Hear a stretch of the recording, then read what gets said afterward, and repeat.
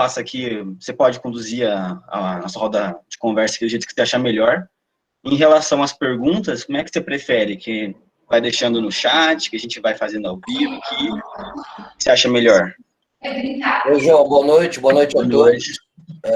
O áudio e a imagem tá legal, pessoal? Tá, para mim aqui tá show. Tava oscilando a internet aqui hoje. Primeiramente, quero agradecer ao carinho pelo convite. Sempre é bom, sempre é gostoso falar sobre ciências, isso é muito bom, é muito importante. Em relação às perguntas, eu gosto sempre, cara, tem dúvidas, pode perguntar.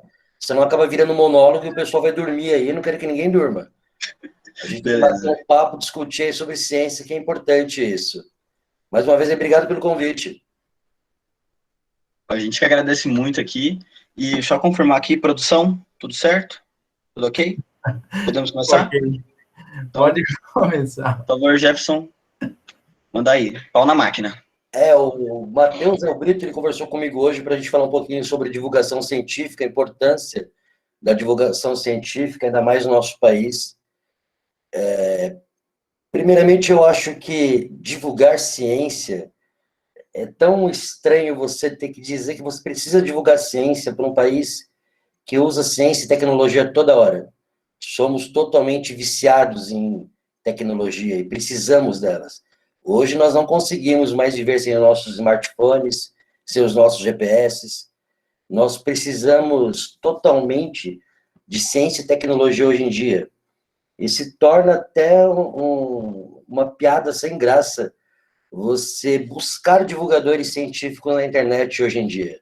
Eu acho que todo mundo hoje, todos, com acesso à internet que nós temos, nós podemos divulgar ciência, qualquer um, independente de qual sua área de estudo, independente se você é de exatas, de humanas, independente do que você faz, tudo engloba ciência hoje em dia. E a importância hoje que nós temos, eu acho que isso é devido a grande parte do nosso povo brasileiro, alguns negacionistas, outros grandes teóricos conspiratórios. As pessoas têm uma tendência a acreditar ao invés de conhecer, de entender, de estudar. Isso é muito perigoso, porque antes as pseudociências, elas eram inofensivas. Você acreditar que bolas de rochas ou de plasmas interferem na tua personalidade, isso era inofensivo, era uma crença, era um gosto da pessoa. A partir do momento que nasceu os antivacinas, que nasceram os grupos de terraplanistas, e pessoas já morreram construindo foguetes para provar que a Terra é plana, isso se tornou algo prejudicial ao intelecto do ser humano. Nós temos hoje 8 milhões de espécies catalogadas no nosso planeta, o que nos diferencia delas é o nosso poder de questionar, a nossa racionalidade. E alguns humanos preferem não utilizá-las. Então, por isso que eu acho que a divulgação científica é de extrema importância para o nosso país, não apenas para as crianças. Eu vejo muitas pessoas falando que nós precisamos educar nossas crianças cientificamente, e concordo plenamente com isso. Os pequenos, principalmente, eles têm que crescer e entender onde eles estão, qual planeta que eles vivem, qual a importância de cuidar do nosso planeta.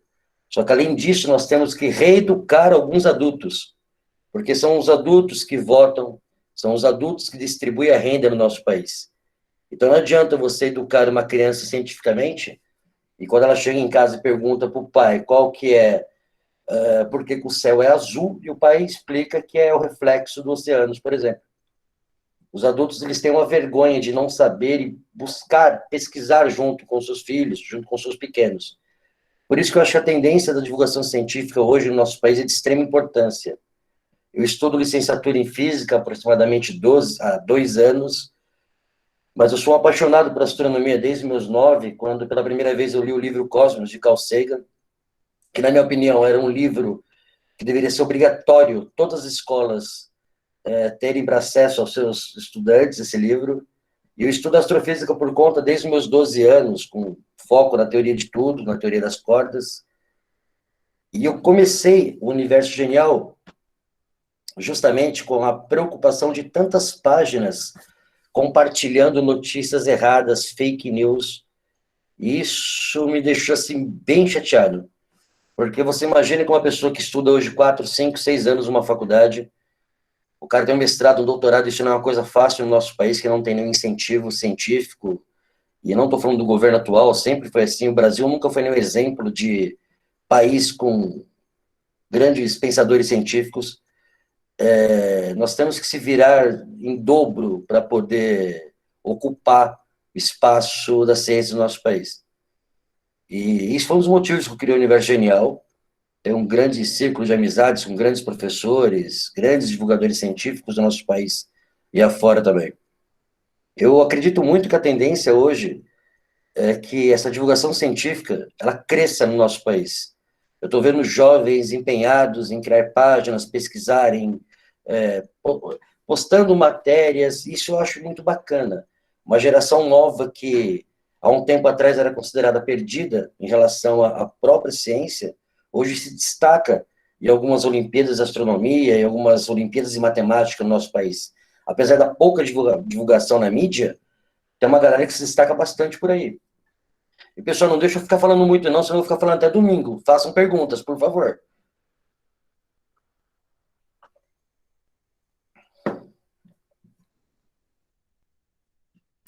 Jefferson, uma coisa que você falou que é a divulgação científica, a negação da ciência é uma coisa muito perigosa, né?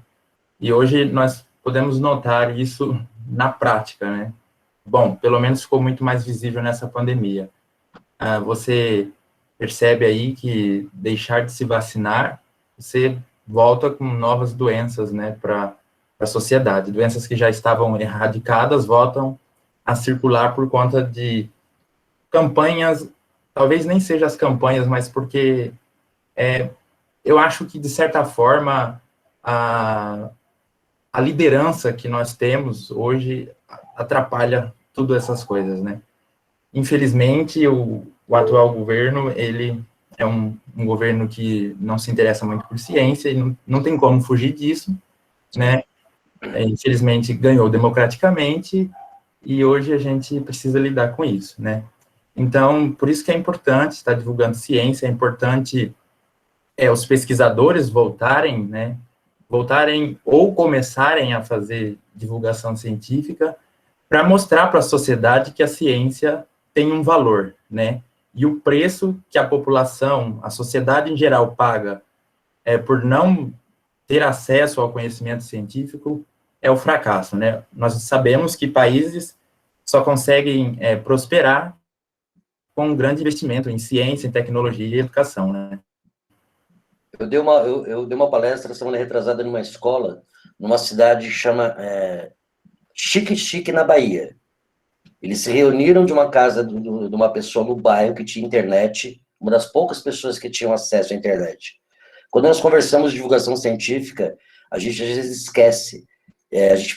A gente esquece que o país que nós vivemos ele é gigante.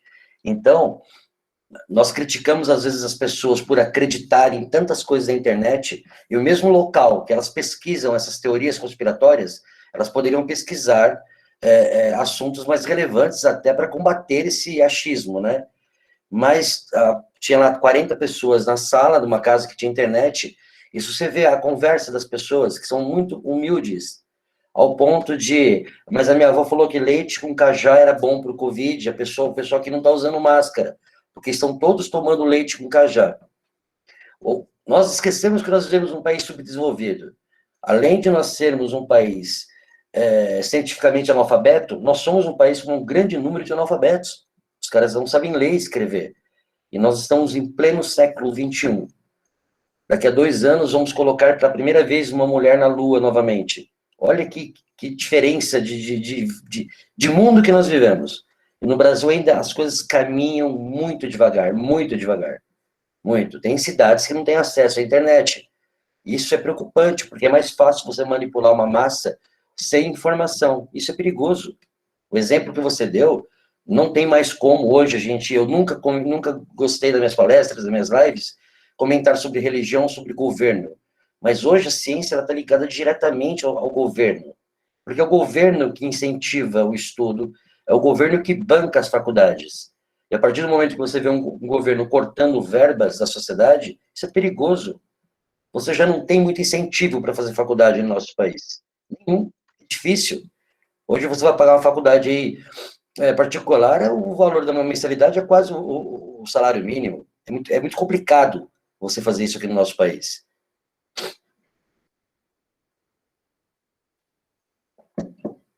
Jefferson, aproveitando aqui, Oi. tem duas perguntas aqui no chat. Uma primeira foi do Arthur Gomes. Ele perguntou que, na sua opinião, por que houve um aumento nesses grupos mesmo em pessoas com grau de instrução elevada? Desculpa, cortou, João, não entendi. Me perdoe. A internet está meio ruim aqui, estou com medo de cair, hein? Se eu cair no meio aqui, gente, desculpa. Mas o Arthur Gomes tinha perguntado aqui que, na sua opinião, por que houve um aumento nesses grupos, mesmo entre pessoas com grau de instrução elevada? Dessas pessoas acreditarem em teorias conspiratórias, é isso? Acreditar mais na pseudociência, acredito eu. Acreditar naquele Tá. achismo do Zap, né? Vi no Zap, irrefutável. João, eu acredito assim que em todas as áreas, em todas as profissões, tem os bons e os ruins, os profissionais ruins. Eu acho que não é porque o cara tem uma faculdade de física ou de matemática, o cara seja bom. Mas o cara pegou o diploma dele, fez, tá as coxas lá, se formou, e o cara não pega um livro para estudar, para acompanhar. Muitas das vezes, o cara, ele faz todo esse processo e não consegue se aparecer em termos de ter o seu nome na divulgação científica, criar um artigo científico. Então, o cara prefere se juntar a esses grupos, como o terraplanismo, por exemplo, porque é um simples fato. Se você pôr no Google alguma matéria de algum terraplanista que fez alguma coisa, aparece mais que uma palestra, por exemplo, do Marcelo Gleiser, que é o nosso astrofísico, grande Marcelo Gleiser. Esses caras ganham mais a mídia facilmente do que um cara formado. Por exemplo, o programa do Danilo Gentili, ele convidou um terraplanista aquela vez para falar, mesmo que foi para tirar sarro da cara do cara, mas ele foi. E nunca vimos um astrofísico, um astrônomo no programa do Danilo Gentili. Isso prova que as teorias conspiratórias, que englobam pseudociências também, que não deixa de ser, porque o cara cria uma opinião do nada e acha que aquilo é verdade. E parafraseando o Neil deGrasse Tyson, não é porque você acredita em algo que esse algo seja real. A ciência não trabalha com achismos. A ciência não trabalha com opiniões. A ciência não está nem aí para a tua opinião. Essa é a pura verdade que às vezes as pessoas enxergam como arrogância, mas não é. O senador italiano que começou com essa loucura de vacinas era controle do governo, ele começou isso há 4 anos, o cara quase morreu de sarampo. Só que a mídia só soltou quando ele começou, que as vacinas tinham microchips controlados pelo governo. Só que quando ele pegou sarampo e quase morreu, a mídia não colocou isso. Porque isso não dá ibope. Dá ibope quando o cara cria essas teorias loucas e espalha por aí pela internet. Posso fazer um comentário rapidinho aí a respeito da pergunta do Arthur? Eu acho que, pensando por um outro lado, a gente talvez não tenha um aumento, a gente só ficou mais fácil de enxergar sobre essas pessoas que, mesmo com uma instrução elevada, acabam, né, acreditando, passando essas pseudociências. E eu queria citar um caso aqui, que eu fui para a universidade, acho que faz umas 2 ou 3 semanas, e eu fui de Uber com a máscara PFF2. E o motorista do Uber me questionou o fato de eu estar usando a PFF2. Ele perguntou, por que você não usa máscara de pano comum? Eu falei, porque a eficiência da PFF2 é maior e tal, né? E aí ele começou a falar que as pessoas estão muito bitoladas no Covid, e aí me chamou a atenção uma parte que ele disse o seguinte, ele viu num canal de TV, aqueles canais pequenos, eu nem lembro o nome, mas acho que aqui no interior é mais comum de você encontrar esses canais menores da região. E ele falou que viu um médico dizendo que para você se proteger da Covid, você deveria fazer uma caminhada, uma corrida sem a máscara e tomar sol. E aí eu fiquei pensando, uma coisa que eu já ouvi muito, até por parte da minha família, é o seguinte, eu vou questionar a fala, né, uma inverdade, e aí meus familiares e até esse próprio motorista do Uber refuta, né, dizendo, mas é um médico que está falando, você vai falar para mim que um médico que estudou tantos anos está mentindo? Sim, o que falta a população entender é que não é porque a pessoa tem determinada formação que aquilo vai determinar se ela está dizendo algo verdade ou não, né, se é uma mentira. E, infelizmente, a gente tem que investigar, não é porque a pessoa tem doutorado, tem pós, não sei na onde e tal, que tudo que ela fala é verídico. E a gente vê isso muito, né? Até em posições de poder, a gente vê pessoas falando abobrinha, né? Então a gente não pode se pegar isso, né? Ô, Niara, você falou assim, foi fantástico. Um exemplo que eu sempre dou, existia um cara, um físico, um cabeludo que mostrava a língua. Albert Einstein foi um dos maiores gênios que o nosso planeta já viu. E Albert Einstein, ele batia o pé no chão quando ele dizia que o nosso universo é estático. Albert Einstein errou. Aí eu acho que a pessoa tem que, assim, se o Albert Einstein errou, assim, o cara, ele viveu a vida inteira dele baseado naquele estudo. Ele falou, não, o universo é estático, ele não se expande, ele não se move. E ele estava errado. Edwin Hubble provou em 1929 que o nosso universo está se expandindo. Quer dizer, Einstein errou. E o fato de você errar, isso o torna humano. Mas tem que ter a consciência que eu errei. O problema é quando você pega um teu erro e você cria aquilo uma opinião formada e espalha por aí. E o ser humano, cara, assim, é impressionante como o ser humano, ao longo de décadas, eles absorvem algo moderno e transformam aquilo como se fosse, assim, uma coisa dele. O ser humano, ele é viciado em significados. A Marie Curie, quando ela descobriu a radioatividade, quando ela inventou o nome da palavra radioatividade, meses depois, o comércio vendia cigarros radioativos, bebidas radioativas, porque a palavra radioativa era bonita naquela época. Isso era muito bonito. O Albert Einstein, quando ele ganhou em 1921 o prêmio Nobel pelo efeito fotoelétrico, naquela época, a palavra fotoelétrico existia para tudo. Existiam frutas baseadas em fotoeletricidade. E a ciência já apanhou com isso, com a palavra plasma, com a palavra eletricidade, e hoje a bola da vez é a palavra quântica.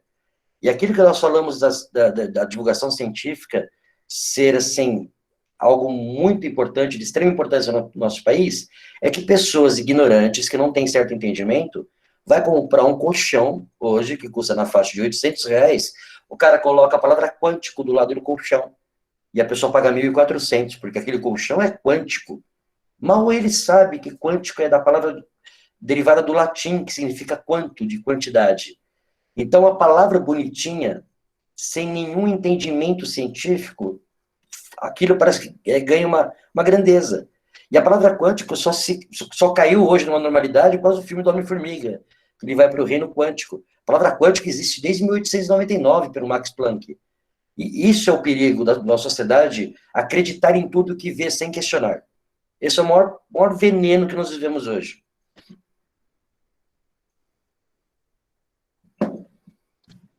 Jefferson, aproveitando aqui, mais uma pergunta no chat, agora da Júlia Santos. Ela perguntou, como o senhor acha que seria válido reeducar adultos e educar de forma mais atraia, que prenda a atenção dos jovens, já que chega a ser mais difícil pesquisar muitas vezes por falta de interesse? João, essa é uma pergunta assim, cara, que se nós morássemos na Suécia, seria tão fácil responder isso. Países de primeiro mundo têm um incentivo científico maior. Você tem um abatimento de faculdades, quando você entra numa área científica, o teu salário tem uma melhor remuneração. Aqui no Brasil, o maior problema de tudo é a falta do incentivo. Porque a partir do momento que você tem uma cadeia governamental que incentiva em todas as áreas, a área científica, quando você tem um filho pequeno, você não quer que ele seja jogador de futebol, ou que cante funk, ou que seja modelo, ou que, vai fazer o que o pai estudou, vai fazer Senai, que era uma coisa da minha época. Hoje, quando você tem um incentivo científico, você fala, não, vai estudar físico, filha, vai estudar astronomia. Hoje nós temos grandes astrofísicas no nosso país, astrofísicos, mas nem isso nós temos como usar como exemplo hoje. É muito difícil hoje no nosso país você ter, assim, uma família, não estou dizendo que não exista, tá, pessoal, mas é muito difícil hoje você ter uma família moldada para a área educacional. É muito difícil. Porque o mercado de trabalho é difícil. Tudo é muito complicado no nosso país. Se você não nasce jogador de futebol, cara, ou cria uma música que estoura aí, é difícil você caminhar dentro da ciência no nosso país. E para você reeducar toda essa massa, tem que começar lá de baixo, lá na pré-escola.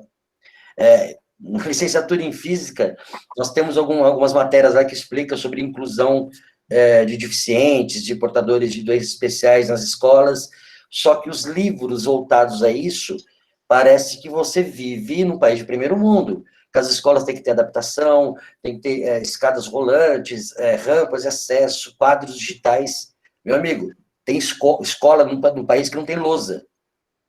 Tem escola no país que o cara senta no colo do outro, porque não tem cadeira. É muito bonito a parte teórica de tudo para funcionar, mas nós vivemos no Brasil. Vivemos um país que o prefeito de tal cidade, o cara roubou merenda da escola.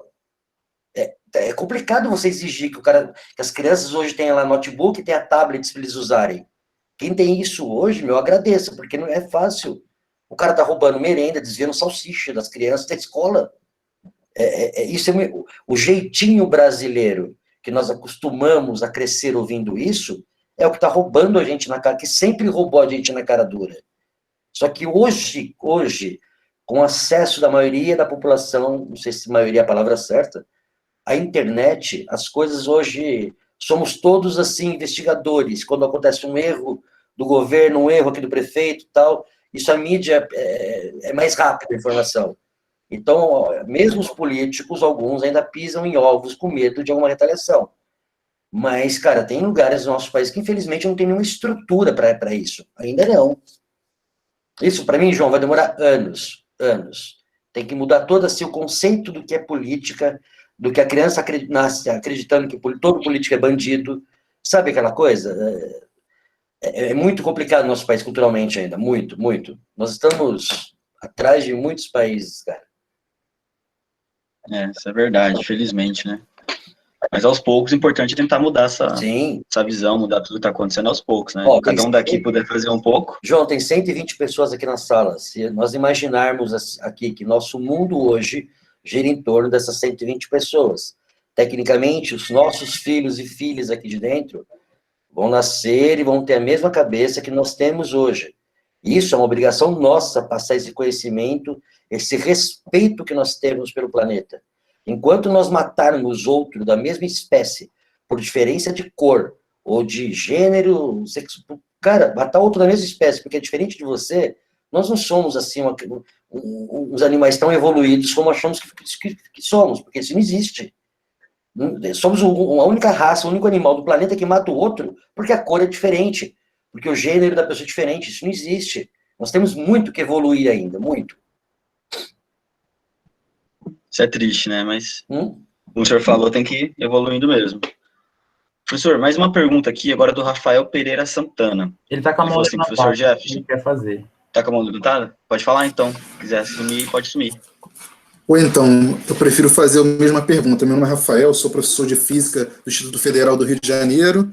Ao ver esse evento no Instagram de alguma página aí, me interessei, me inscrevi.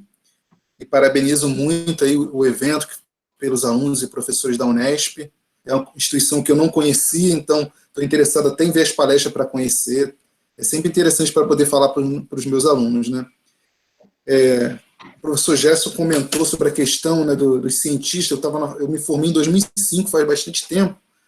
Além da minha pergunta, eu tenho esse comentário, né, que por muito tempo, alguma coisa que parece arrogância, mas também é inocência de nós que estudamos ciência, tanto na área da física quanto da engenharia, achar que não é assunto, né, que a política não é assunto, que a gente vai dar só nossa aula, vai estar só no centro de pesquisa, e a população, né, a população das pessoas que a gente pode chamar de leiga, ficar à mercê de tudo que é exposto na TV, tudo que é exposto nesses programas de auditório, tudo que e hoje em dia tem as redes sociais estão muito rápidas, o aplicativo de mensagem também, que é muito rápido, a informação vai indo muito rápido. Então, assim, eu até considero que nós, né, formados, e os estudantes têm esse compromisso no futuro, ficamos muito afastados, né, da população em geral, que a gente acha que está separado de nós, mas nós também somos a população, né? Nós também somos submetidos ao que um governo escolher, ao que uma política de mudança na área científica mudar,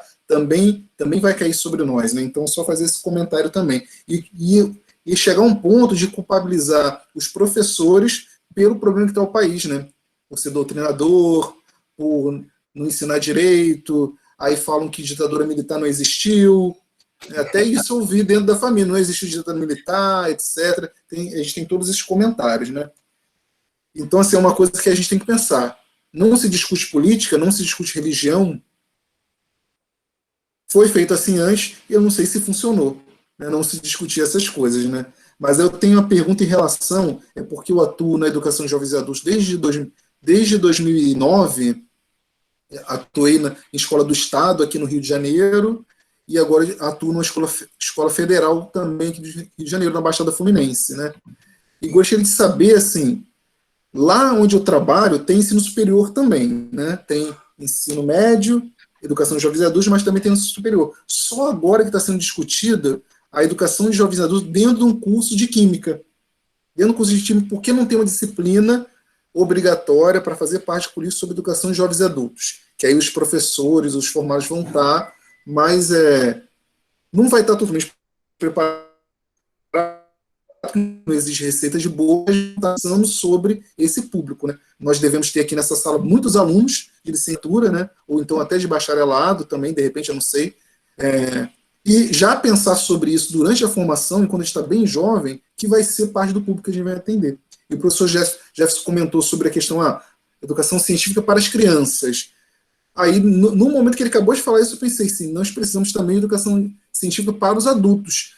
E para alguns é uma reeducação, mas para muitos que são da classe trabalhadora vai ser a educação mesmo, não é nem reeducação. Eles não tiveram oportunidade de ter esse acesso da primeira vez, quando estava na faixa dos 15, 16 anos, 12 anos de idade, porque precisou começar a trabalhar muito cedo, né? Eu moro na Baixada Fluminense, que tem muitos municípios riquíssimos. O município que eu moro é muito rico, Duque de Caxias, mas só que tem uma desigualdade muito grande. A gente tem um polo industrial petroquímico aqui muito grande, mas apesar disso temos bairros muito pobres em volta.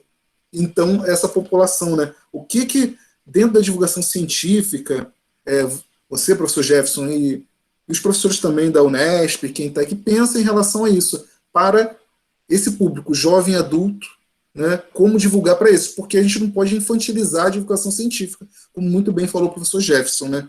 O que de projeto vocês veem nisso? Que possibilidade para educar, para eles não ficarem tão seduzidos assim pelo negacionismo, como já está sendo discutido tão bem por vocês, né? São os meus questionamentos e comentários. Ô, Rafael, eu achei uma coisa muito bacana que você falou. Eu só vou responder para ele depois, se alguém quiser também pode falar, tá? Senão eu fico falando aqui. Rafael, eu achei legal o que você disse em relação à discussão de política e religião. No meu Instagram do Universo Genial, eu não posto nada relacionado à política e religião, porque o foco da minha página é divulgação astronômica. Eu posto algumas matérias que eu crio, tal, sobre astronomia. Mas nas lives que eu faço, quando há questionamento, eu sempre respondo às pessoas em relação ao que eu penso da política, o que eu penso sobre religião. Eu acho que isso é um assunto que hoje não tem mais como separar. A partir do momento que você enxerga bancadas, eu não sei se evangélica é a palavra certa, mas bancadas religiosas dentro de um congresso de um país, e o país usando o slogan que... Usando não, porque não utiliza, um país que é um Estado laico, começou errado por aí. Em relação à política, também não tem mais como a gente ficar calado, como eu disse no começo aqui do bate-papo, quando você vê que o nosso governo atual corta verbas de faculdades federais, públicas, está tornando uma bagunça o próprio estudo, o próprio ensino, né? Quando eu criei o Universo Genial, eu trouxe no Instagram, e faz 3 anos que eu faço lives lá, todas as quintas-feiras às 8 horas, o público é de 3 a 90 anos. Eu recebo perguntas de senhores de 80, 85 anos, crianças de 5, 6 anos. Os 3 livros que eu escrevi um voltado para o público infantil e para um público que não sabe o que é astronomia. Eu conto a história da astronomia desde a Grécia Antiga até os dias atuais, uma leitura fácil, uma leitura com um bom entendimento. Eu acho que quem divulga ciência, quem tem o poder hoje das mídias sociais, e eu falo em nome de 170 mil pessoas que me seguem lá, nós temos sim que passar a mensagem da ciência como algo de extrema importância na vida de todo mundo, de todos. Carl Sagan dizia há 30 anos atrás que nós somos totalmente dependentes de ciências e tecnologia, e a maioria não sabe nada sobre ciência, sobre tecnologia. Ele disse isso há 30 anos atrás, e isso é muito utilizado ainda hoje. Todo mundo hoje que você conhece tem um celular na mão, e a pessoa não faz ideia do que é uma transmissão Wi-Fi, como ela consegue se localizar usando algum dispositivo como o Waze, através de satélites de GPS. Isso é muito perigoso, porque você consegue manipular as pessoas de uma forma mais fácil, quando elas não têm entendimento sobre determinado assunto. Por isso que todo mundo que divulga ciência, sim, tem a obrigatoriedade de passar a palavra científica para que todos possam ouvir, independente da idade. Independente da idade. Porque, assim, se eu falar para você que de 170 mil pessoas que me seguem, todas adoram as minhas lives e curtem todas as minhas postagens, estou falando mentira. Isso não existe. Mas se eu conseguir atingir 10% daquele público e essa galera começar a mudar o teu pensamento científico, vai me deixar isso muito feliz, muito. É aquela frase feita, não quero mudar o mundo, mas se eu conseguir mudar o mundo de alguém, isso já me deixa muito feliz.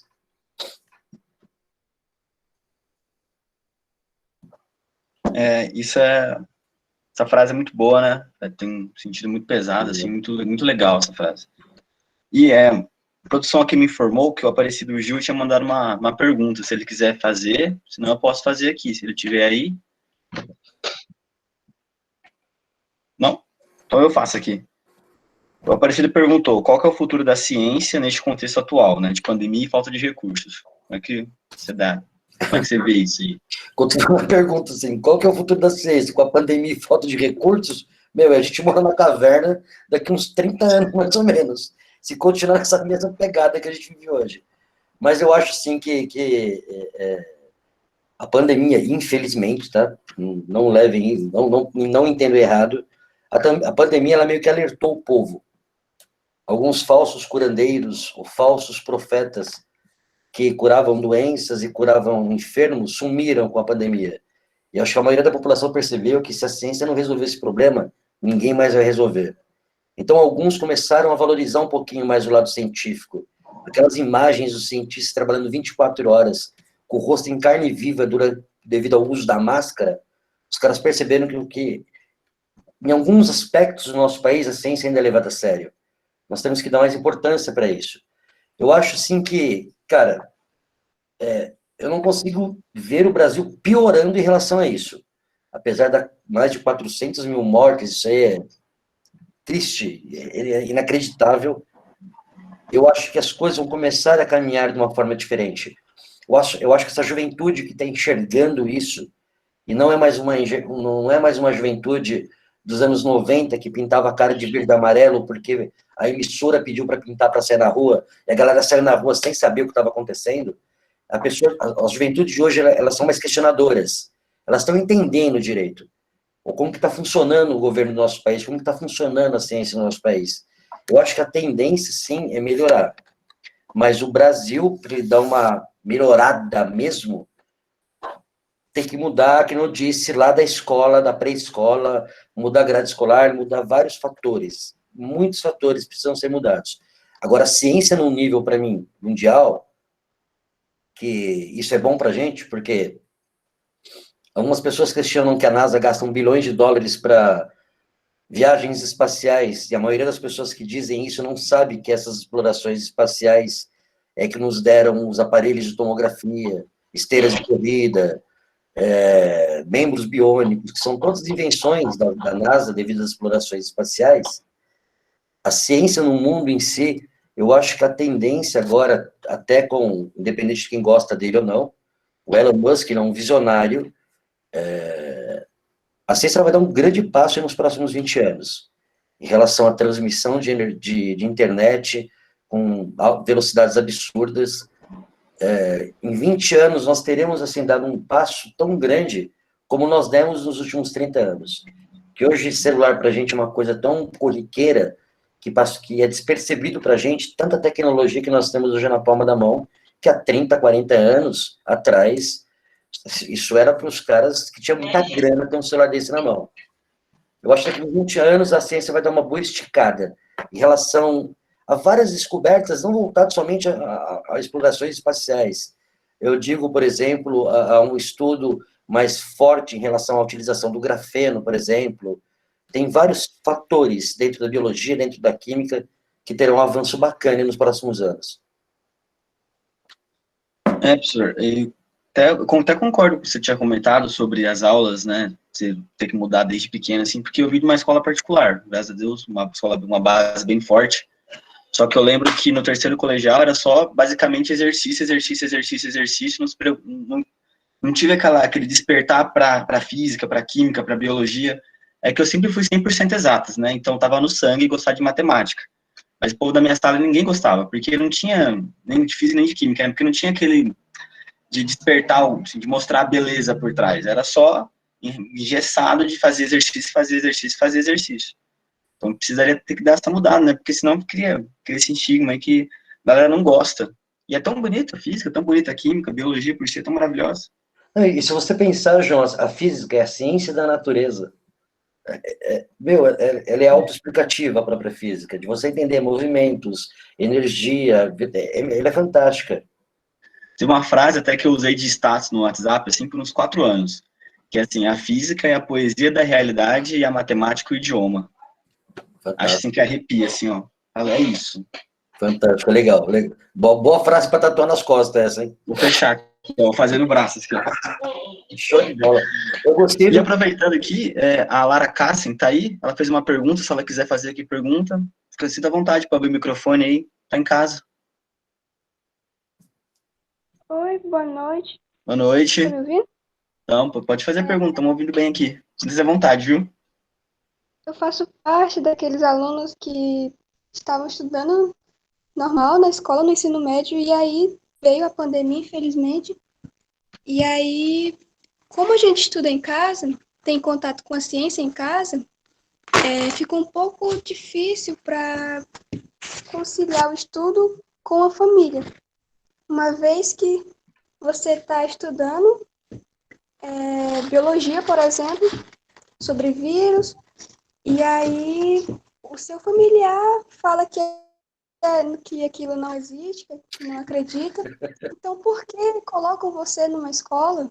Por que mandam você para lá se a pessoa que faz isso não acredita naquilo?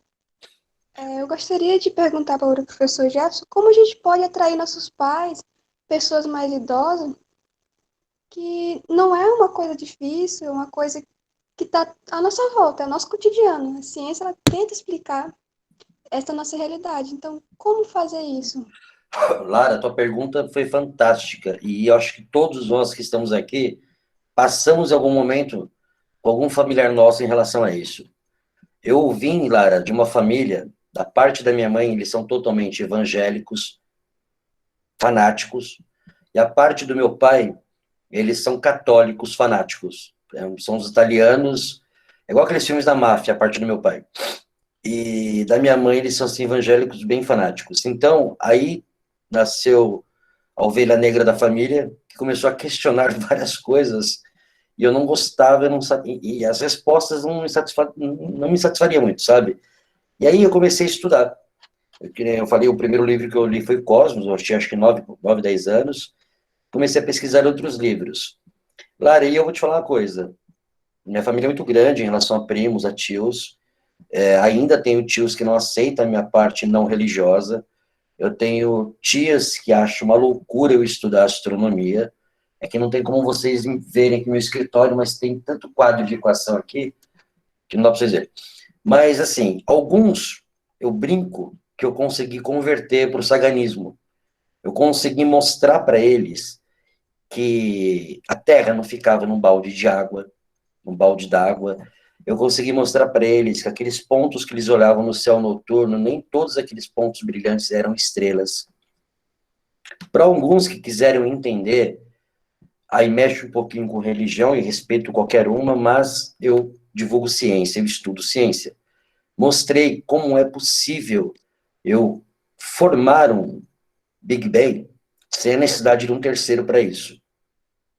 Você explica através de partículas, de energia, de massa, hidrogênio. Então, para aqueles que demonstravam interesse, que queriam aprender, eu ficava horas conversando, desenhando, mostrando.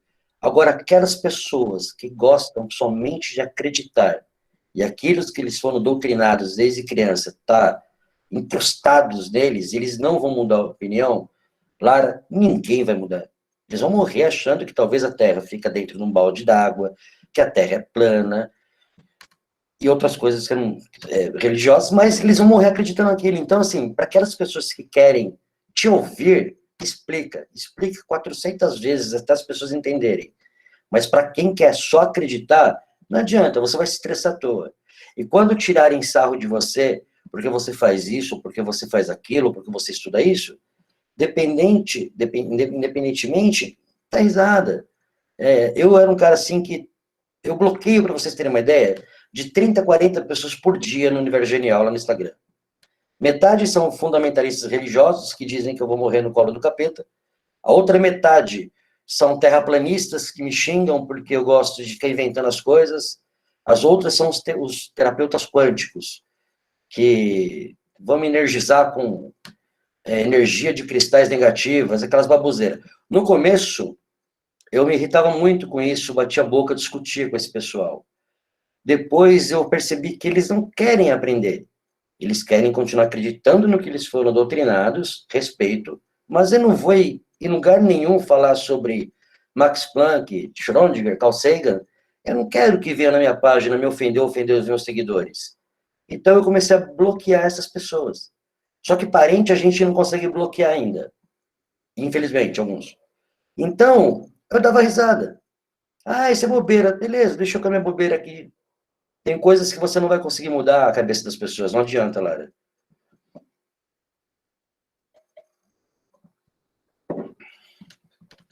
Acho que a produção me informou aqui que tem...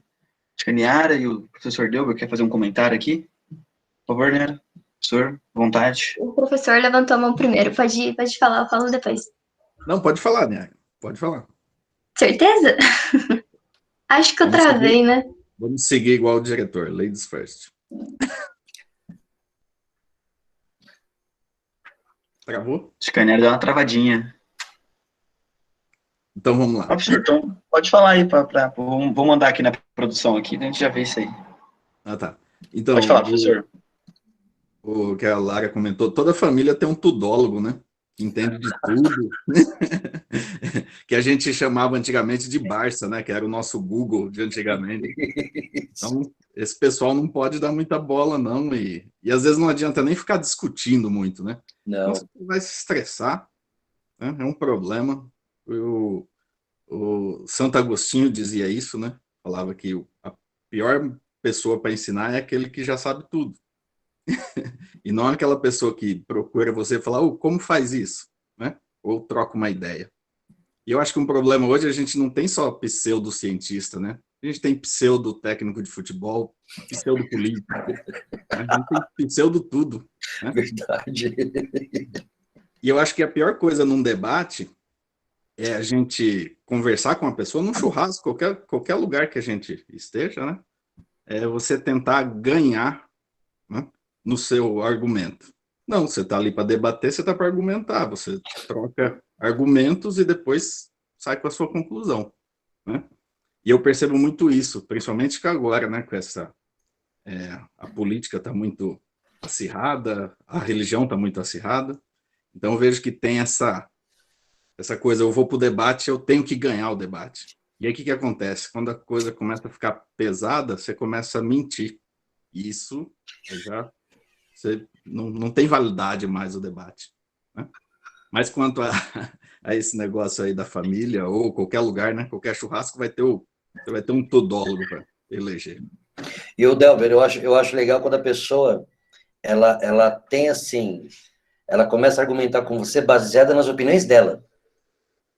Ela não se baseia em algo científico, por exemplo. Você está numa discussão científica e tem assim, uma frase que eu adoro, que normalmente as pessoas ficam muito bravas comigo. Quando a pessoa está falando alguma coisa, eu falo assim para elas, você não está nem errado. Você não está nem errado. Porque o que você está falando é uma coisa pessoal, e isso não funciona na ciência. Se você tem uma teoria baseada em ciência, por exemplo, eu acredito nos buracos de minhocas que talvez seja uma passagem para o multiverso. Isso é plausível, porque ninguém sabe o que é um buraco de minhoca. Nem sabemos se existem os buracos de minhoca, ou a ponte Einstein-Rose, não sabemos.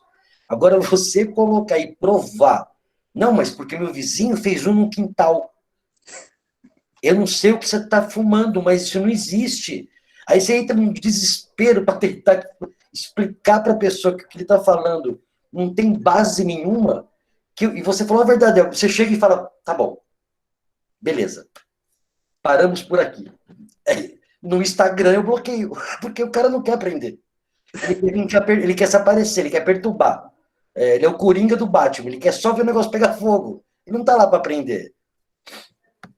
Isso. E em todo lugar tem isso, né? Alguém que só vai lá, acende a fogueira e tchau. Sim. O que vai queimar não importa, só para acender o fogo. Verdade. Eu gostei do quadro da Arielle lá atrás. Oi? Eu gostei do quadro da Arielle lá atrás, ó.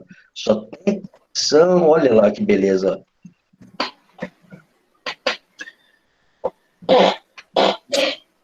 Então, acho que agora temos a Pri, né, com a mão levantada, a Nininha, a Niara. Quem quer revezar aí? Quem quer perguntar primeiro? Gente, vocês são da casa, fica à vontade. Quer ir primeiro, Pri? Não, Niara, vai, você já estava esperando aí. É sobre a pergunta da Lara mesmo. Eu vou te falar o que eu aplico na minha vida. Esses problemas de educação, de divulgação científica, qualquer problema da nossa atualidade, eles são muito complexos, então não tem uma fórmula mágica, não é você chegar e falar XY para a pessoa que ela vai entender, ou não é você dar dinheiro para uma escola pública que a escola vai melhorar. Então, assim, se alguém chegar para você e falar que vai resolver o problema da educação em 4 anos, foge, porque é muito complexo, é um trabalho muito, muito longo. E sobre isso, dos familiares, do conhecimento científico, eu vivenciei muito isso na minha vida. E eu sempre pensei o seguinte, eu acho que eu tive, apesar de eu ter vindo do ensino público, eu acho que eu tive um bom ensino básico. Só que eu só fui entender, eu só fui conhecer o que era metodologia científica, eu só fui saber que existia na faculdade. Aí eu fiquei, quê? Como assim? Então existe um método científico? E aí eu pensei, cara, os meus pais não sabem disso. Meus pais, quando eles foram para a escola, era muito mais precário do que quando eu fui. E se eu não aprendi isso, quem dirá eles? Então, eu acho que tudo é como se você fosse construir uma parede e vai ter que colocar tijolinho por tijolinho, mas o tijolo é muito pesado, porque você tem que começar pensando o seguinte, eu quero explicar para os meus avós algum determinado conhecimento científico. Primeiro, você tem que explicar a importância, tem que fazer com que eles entendam a importância de um conhecimento científico, de um método. Eles têm que saber que existe um método. O método é justamente aquilo que diferencia ciência do que é pseudociência. Isso é a base de tudo. Não tem como a gente já querer chegar explicando o que está lá no topo. E como eu disse, é um tijolo muito pesado de carregar, sabe? Não vai ser em um dia que a gente vai conseguir explicar a importância de um método científico. E após isso, uma dica que eu dou é trazer situações do dia a dia e aplicar os conhecimentos nele. Eu vou fazer já 2 propagandas aqui, né? Eu faço parte do Molho Verde.ciência, não sei se vocês conhecem, vou deixar o link no chat para vocês lá curtir nossa página. Tem outros integrantes aqui no grupo. Eu não conheço, não. Não conhece, não, né? E lá a gente faz divulgação científica. E é muito difícil de fazer divulgação científica porque você tem que ter uma linguagem muito boa, sua comunicação tem que ser muito bem preparada. Eu não posso divulgar a ciência para os meus pais do mesmo jeito que eu estou conversando aqui com vocês, que de alguma forma já estão inseridos no meio acadêmico. E lá no Molho Verde, a gente, por exemplo, tem um post, eu que fiz esse post, inclusive, eu explicando tensão elétrica, corrente, todas essas matérias que a gente tem na escola, na disciplina de física, através do chuveiro, questionando por que a gente não leva choque quando a gente toma banho. Se você chegar com esse questionamento, sabe, você não vai chegar perguntando para os seus pais, você sabe o que é uma DDP? Aí já perde o foco ali, sabe? Então, aplicar esses conhecimentos no dia a dia é difícil você olhar para sua casa assim e pensar, meu Deus, onde que tem algo de física interessante para eu explicar? E também tem um outro Instagram que eu já vou fazer uma propaganda aqui, de uma integrante da comissão da semana, a Mavi, vou deixar no link também, no chat o link, e através da arte ela faz a divulgação científica, então também é muito legal, tem vários meios para fazer a divulgação, para você fazer com que as pessoas entendam determinado assunto, mas como eu disse, é uma parede gigante que você tem que construir e o tijolo é muito pesado, e não vai ser em um dia, uma semana, um mês, que você vai conseguir fazer isso. Então, assim, é aquilo, né?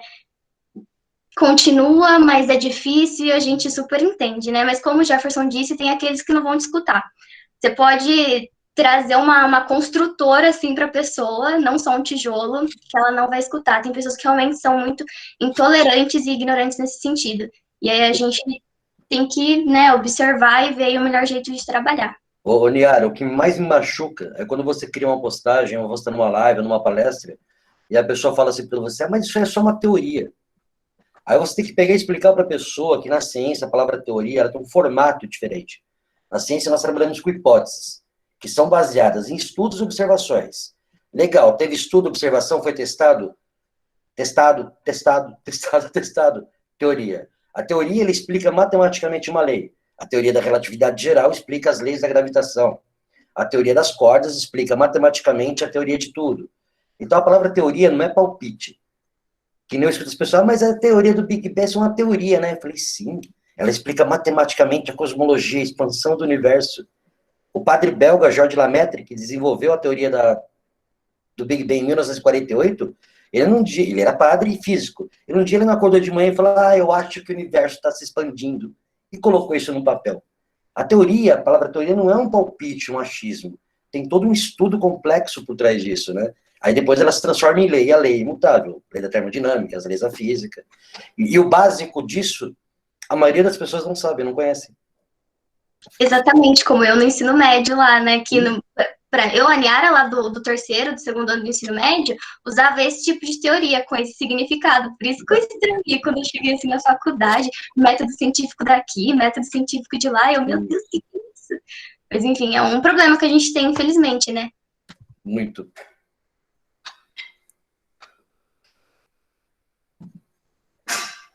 Agora tem a Priscila aí com a mão levantada. Bom, vamos lá. Oi, boa noite, né, para todo mundo. Boa noite, Jefferson, pessoal da comissão, todo mundo que está aqui participando. Bom, na verdade, eu queria fazer um comentário em relação a tudo isso que a gente está falando e essas dificuldades, né, em fazer divulgação e essas questões também do currículo escolar, né, que a gente sabe que tem tanta coisa e, ao mesmo tempo, parece que cada vez está se absorvendo menos, né? Então, acho que acaba ficando muita coisa para ser falado, né, num curto período de tempo ali, no colegial, enfim, né, de falar com os alunos sobre isso, e a gente tem falado sobre tantas coisas e, ao mesmo tempo, a gente está ficando sem absorver muitas coisas, né, então acaba dando essa impressão aí de que os professores não estão falando com ninguém, ou, enfim, alguma coisa desse tipo, né.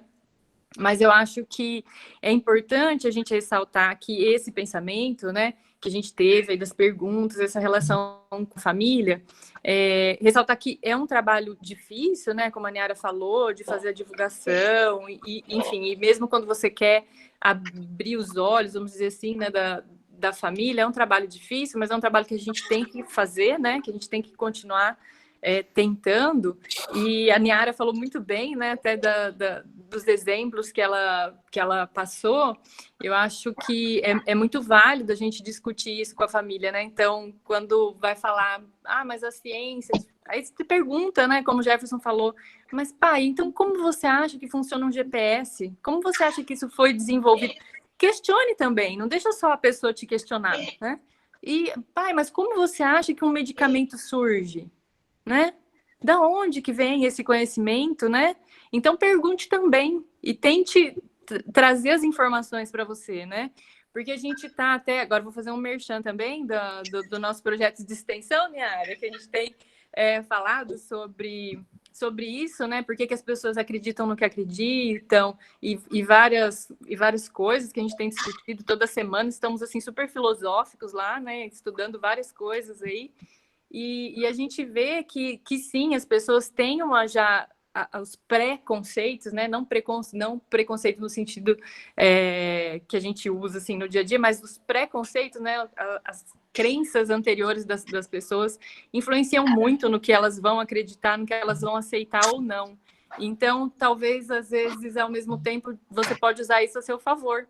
Então, dizer, por exemplo, para o seu pai que não acredita em ciência, que foi Deus que deu esse dom para o cientista. E o cientista está fazendo isso para melhorar a vida das pessoas. Então, a gente tem que tentar usar as armas que a gente tem, né, para as pessoas se conscientizarem da importância que às vezes é incompatível, né, com as crenças das pessoas. A gente tem que tentar unir essas coisas, não separar mais, porque se a gente tenta essa outra posição, aí a gente acaba ficando mais isolado, né? A ciência vai ficando cada vez mais isolada e aí fica mais complicado ainda de você fazer essa conscientização, né, e conversar com as pessoas. Então, eu acho que esse trabalho de formiguinha, a gente tem que fazer todo mundo junto, né? E usando as armas que a gente tem e tentar estabelecer o diálogo da melhor forma possível, porque se a gente não conversar, alguém vai conversar com essas pessoas, né? E aí, essas coisas de ficar cada um na sua bolha vai ficando cada vez mais extremista, né? E a gente sabe que extremismo não é legal. Então, a gente tem que tentar incluir, né? Para ver se a gente vai melhorando aí com o tempo. Ô, Priscila, só fazer um comentário, você falou algo muito legal. Você, o Brito, eu não sei mais se alguém já viu algumas lives minhas, eu gosto de usar, assim, termos fáceis até justamente para a pessoa entender, porque não adianta você usar conceitos técnicos em relação a alguma coisa. Eu lembro que há uns 8, 9 anos atrás, mais ou menos, a minha mãe, como você disse, minha mãe é muito religiosa, e eu estava sentado na mesa da cozinha com ela, uma cozinha de 4x4, tá? Para vocês terem uma ideia do tamanho. E a gente estava tomando uma cerveja, ela estava tomando um suco, comendo azeitona, e ela começou a perguntar algumas coisas para mim sobre astronomia. Ela não tinha noção até então do tamanho do planeta, porque na cabeça dela ela achava que a Terra era gigantesca. E aí eu fiz uma comparação aquele dia, que até hoje ela não esquece. Eu sentado com ela na mesa, eu falei, mãe, imagina que essa azeitona que a gente está comendo é a Terra, é o planeta que nós vivemos. Essa tigela onde está essa azeitona é o sistema solar. Tá? Essa laranja aqui do lado é um pouco maior, mas essa laranja seria a nossa estrela. Imagina que essa mesa que nós estamos sentados seria a nossa galáxia. Aqui, mãe, tem mais ou menos 200 bilhões de sóis, iguais, maiores e menores que o nosso Sol. E essa cozinha inteira, mãe, onde a gente está, isso aqui é o nosso universo observável. Tem mais ou menos, mãe, 100 trilhões de mesas nesse espaço. É isso que é o nosso universo, até onde nós entendemos. Quando você começa a fazer comparações com a realidade da pessoa, e isso que você falou foi perfeito. Se teu pai, independente do que ele acredita, por exemplo, assim, use, e talvez esteja certo, não sabemos, não, mas é Deus que fez isso para os cientistas, para ele abrir a mente dele. Isso forma um caminho mais fácil para você chegar. Eu tenho meus sogros, eles são totalmente, assim, católicos, respeito, mas a gente conversa muito sobre astronomia e usa esses comparativos, até para eles entenderem. Por quê? Na época da escola deles, estava até a 4ª série, e como o João falou, tinha que trabalhar, você trabalhava na roça, andava quilômetros para ir trabalhar, não tinha nenhum tipo de acesso à informação e estudo. Por isso que nós, divulgadores, nós temos a obrigação de divulgar de qualquer forma, para qualquer idade, com conceitos fáceis de entendimento. Eu falo que termos técnicos é utilizado para palestras técnicas. Você vai conversar com pessoas técnicas. Mas o povão gosta de ouvir algo gostoso. Não gosta de ouvir coisas complicadas. Espalhem de um formato fácil de entendimento. Isso é um dos maiores elogios que eu recebo até hoje no Virginial, lá no direct. A galera gosta das minhas postagens. Poxa, entendi agora como que é a vida de uma estrela. Coisas fáceis, né? Achei legal o teu comentário, Priscila. Ô Jefferson, só completando aqui, né, que às vezes o cientista tem mais dificuldade em usar, porque de repente fica preso a uma questão técnica, de não falar nada que de repente vai sair um pouco, nossa, mas isso aqui não vai ser exatamente, né? E aí geralmente acontece, a gente vê isso lá no Molho Verde, que às vezes a gente fica assim, não, mas a gente vai falar isso, mas não, né, vai ficar um pouco fora do que realmente é, mas a gente vê, por exemplo, pelo Marcelo Gleiser, que ele faz muito isso, né? Então, usa muito exemplo, e aí óbvio que você vai perder um pouco daquele conhecimento técnico quando você faz uma analogia ou tenta explicar de uma forma mais simplificada. Mas isso faz parte do que é, né? A divulgação científica para o público leigo. Então, é uma coisa, assim, que eu acho que é difícil de fazer, mas que a gente tem que sempre exercitar, né? Eu acho Esse livro, Priscila, que eu escrevi, estou fazendo propaganda agora, tá? Astronomia para Crianças, Eu faço uma comparação nesse livro dos planetas do Sistema Solar com frutas, para a galera ter uma noção do tamanho de Júpiter, do tamanho da Terra. Porque muitas ilustrações que nós vemos na internet, Terra parece que é do mesmo tamanho que Marte. Poucas pessoas sabem que Marte é metade do planeta Terra. Então, quando você enxerga isso através de frutas, o teu próprio cérebro começa a entender o tamanho das coisas, né? Isso é muito bacana, isso. Aproveitando aqui também, a produção me informou que agora a próxima que vai fazer a pergunta aqui é a Flávia, depois a gente passa a palavra para o Osmar. Então, Flávia, por favor, vontade. Boa noite, todo mundo. Eu fiquei pensando aqui, né, e acabei até juntando dois raciocínios, tanto quanto o da Niara, tanto quanto do João Francisco, porque, assim, quando a gente fala sobre a questão da educação, e realmente é esse tijolinho por tijolinho, né? E aí, vendo o contexto do João Francisco, eu também vim de escola particular, e é mais ou menos o mesmo contexto, de você estar lá focado no vestibular, então assim, são exercícios e mais, então assim, é difícil a gente ter aquela descoberta, sabe, em relação, eu mesma, eu fui descobrir que que eu realmente gostava de física e era, né, e era o que eu queria e tudo mais. Depois de bastante tempo, claro que eu tive muita ajuda dos meus professores, mas o que eu fiquei pensando mais assim é que como esse estímulo para a vida científica é importante, né? Porque além de eu ter demorado para ter realmente, né, pensado, poxa, é isso que eu quero para minha vida, eu ainda fiquei pensando, falei, mas será? Porque a gente sabe que tem toda essa questão de valorização do cientista. E mais do que do cientista, da área da licenciatura mesmo, da educação. Que aí a gente volta lá no comecinho, que é aquele, sabe, o tijolinho do tijolinho lá embaixo. Porque, assim, a gente já não tem esse estímulo nem para ser realmente cientista. Então, aí a área da licenciatura ainda fica mais para trás ainda, sabe? E aí ainda fiquei refletindo sobre isso. Fiquei que tudo, né, como uma coisa está interligada com a outra.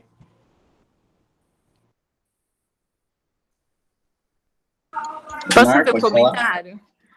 Pô, lógico, Pri, vontade. Não, Flávia, porque tem uma frase que o pessoal sempre usa, assim, é que todo mundo quer bons professores para o filho, mas ninguém quer que o filho seja professor.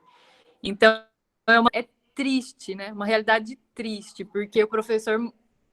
Não sei se, assim, tem muitas profissões nobres, né? Mas o professor está ali para formar todo mundo, né? Todas as profissões. Então, é triste ver o professor sendo desvalorizado e é triste a gente ver que hoje as pessoas não incentivam os jovens a serem professores. Então, é muito triste, assim. E eu lembro que no primeiro dia que eu fui fazer estágio na escola, a professora que me recebeu me disse assim: você está fazendo licenciatura em física? Muda de curso, ainda dá tempo, você está no primeiro ano.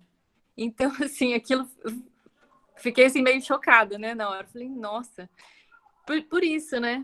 Ver assim, mas você tem habilidade para fazer outras coisas. Se você está fazendo física, nossa, você é inteligente, vai fazer outra coisa. Então, é triste isso, sabe? Mas eu acho que a gente tem que lutar. A gente tem que lutar para mudar isso, né? Eu não sei quando isso vai mudar. Eu conversei com o Marcelo Gleiser semana passada.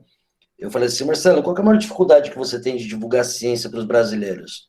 Ele falou, os brasileiros. Então, ele meio que respondeu. A maior dificuldade que ele tem de divulgar ciência para os brasileiros são os brasileiros. Porque eles não... A maioria não quer aprender, eles querem discutir, impor argumentos, impor opiniões sem embasamento. Pô, a gente está falando do Marcelo Gleiser. É um dos caras mais consideráveis no mundo no ramo da astrofísica. Sabe? É muito difícil. É uma briga diária. É uma luta diária você divulgar a ciência no nosso país. E assim, eu até, com a Pri falando, né, eu até lembrei que às vezes eu falo que eu faço física, né? Aí, quando não pergunta se é educação física, aí vem a seguinte pergunta: você é louca? Sabe? A pessoa pergunta se eu sou doida. Eu falo, gente, não. Isso é complicado, né? Passei muito por isso também. Até como a Pri comentou, eu na escola, né, nos meus 17 anos, ali todo pimpolho, cheguei pro meu professor e falei, professor, vou fazer física. Ele falou, pra quê? Muda. Você tem capacidade. Dali eu brochei, assim, murchei. Falei, eita, mas tô aqui, né? Terceiro ano. E não podemos desistir. Se todo mundo que dá esse conselho pra gente, a física morresse no nosso país, o que seríamos de nós? Se desse jeito já tá o jeito que tá, meu, não tem lógica isso. Não tem cabimento. Verdade, né? Agora, então, acho que o Osmar tinha levantado a mão. Se você quiser abrir, fala para poder falar, com vontade. Olá, gente, tudo bem? Boa noite a todos e todas. Nossa, eu tô olhando aqui na janelinha do Uber, que saudade de fazer uns gols no Uber. O Moacir jogar um truco, o Brito trocar uma ideia com o Brito pessoalmente, que saudade. Bom, só um comentário aqui antes de fazer a minha pergunta. Tem um livro chamado Mundo Sofia, e na página 31 tem um trecho incrível que fala que quando a gente é criança, a gente nasce na ponta dos pelos finos do coelho. Aí, quando a gente vai crescendo, a gente vai se acomodando e ficando lá no conforto da pelagem do coelho. Só que algumas pessoas, chamadas filósofos, elas gritam para as pessoas que ficaram lá e não cansam. Algumas até morrem, só que outras seguram com força aos pelos do coelho e berram para as pessoas que ficaram lá embaixo. É incrível esse trecho porque fala mais ou menos do que o divulgador científico também faz, né? E a minha pergunta é o seguinte, vou fazer uma contextualização rápida. Eu era de Pirapozinho, uma cidade aí do interior de São Paulo. Aí eu fiz universidade na Unesp, aí, em Prudente também, e eu morei numa república de física, que foi incrível. Então a gente tinha contato com várias pessoas discutindo ciência a todo momento. Aí eu mudei para Curitiba, que é uma capital, e agora estou morando na outra capital, que é em São Paulo. E aí no interior, né, a gente não tem muito contato com moradores em situação de rua. E nas capitais é muito mais comum. E eu vejo que a gente meio que esquece também dos moradores de rua, né, das pessoas que moram em situação de rua, e a ciência também não chega. E eu queria saber do professor Gerson se ele conhece algum projeto, alguma ONG que trabalha com divulgação científica para pessoas que moram em situação de rua. Porque não só a questão política, como esquecem também as pessoas, a sociedade também esquece dos moradores em situação de rua e ficam muito na Avenida Paulista, a divulgação científica, eu vejo, sabe? Então também acontece muito isso também. E eu queria ouvir o professor Jacques, o que ele tem a me dizer sobre isso. Osmar, eu sou aqui da cidade de Mauá, vizinha de Santo André, aqui em São Paulo. Eu procurei, antes da pandemia, um observatório, um museu de astronomia que tem aqui, com alguns cursos, alguma coisa, para tentar fazer uma parceria, pensando em relação a isso. É lógico que eu não vou tirar um morador de rua para falar para ele sobre Albert Einstein. O cara quer comer, quer dormir, quer tomar um banho. Só que o incentivo científico era em cima dessas pessoas para tirar essas pessoas da rua, para transformar, para dar um pouquinho de dignidade para elas lembrarem que são humanos, né? Até hoje eu estou esperando a resposta. Sozinho, infelizmente, eu não consigo. Semana retrasada, um cara chamado Alan, de Ribeirão Preto, me chamou. Ele é dono lá de seria como se fosse um observatório, mas não é algo assim esplendoroso, mas a ideia do cara é gigantesca.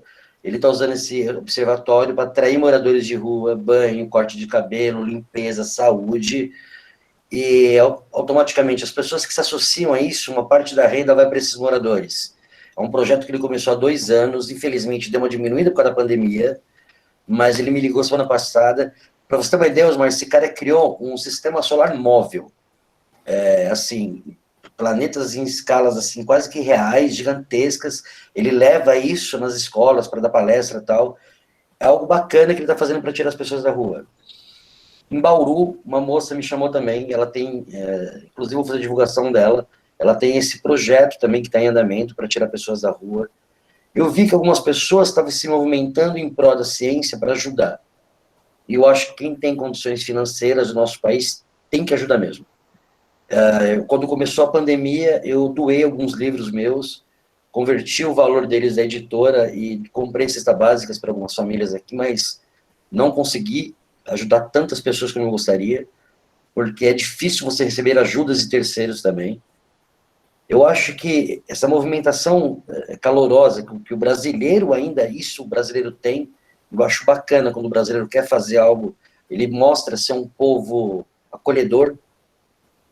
Tem algumas movimentações acontecendo, logo eu vou começar a criar umas coisas no meu canal também do Universo Genial, de alguns projetos que eu estou vendo, justamente para pensar nos moradores de rua, trazer eles de volta para a família deles.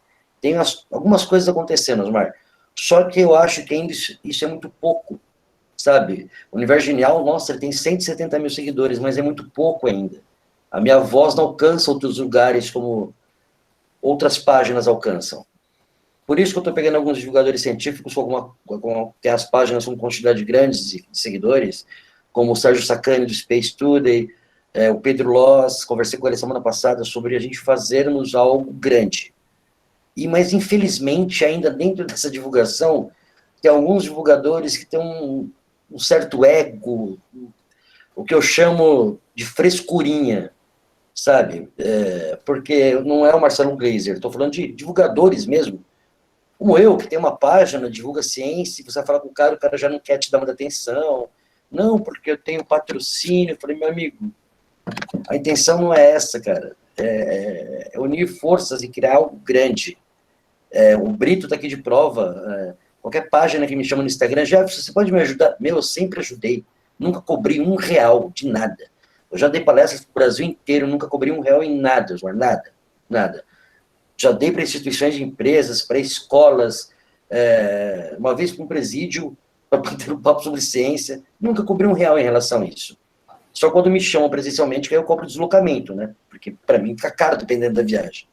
Mas eu acho que ainda tem um problema de ego entre divulgadores. Isso eu já percebi. É o ponto de eu ligar para a pessoa, assim, com o maior respeito e educação que eu tenho, e falar, cara, você para mim é um grande de um babaca.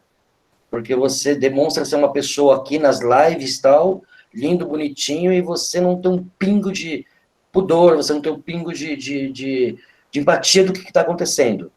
Eu acho que essa força que você tem hoje nas mídias sociais poderia estar usando para algo um pouco mais importante, além do que você já faz. Eu não tenho, assim, muita paciência com essas coisas, não. O Brito me conhece. Meu, vamos fazer um negócio legal? Vamos, dá. Eu entendo perfeitamente. Já não dá para mim, não posso, beleza.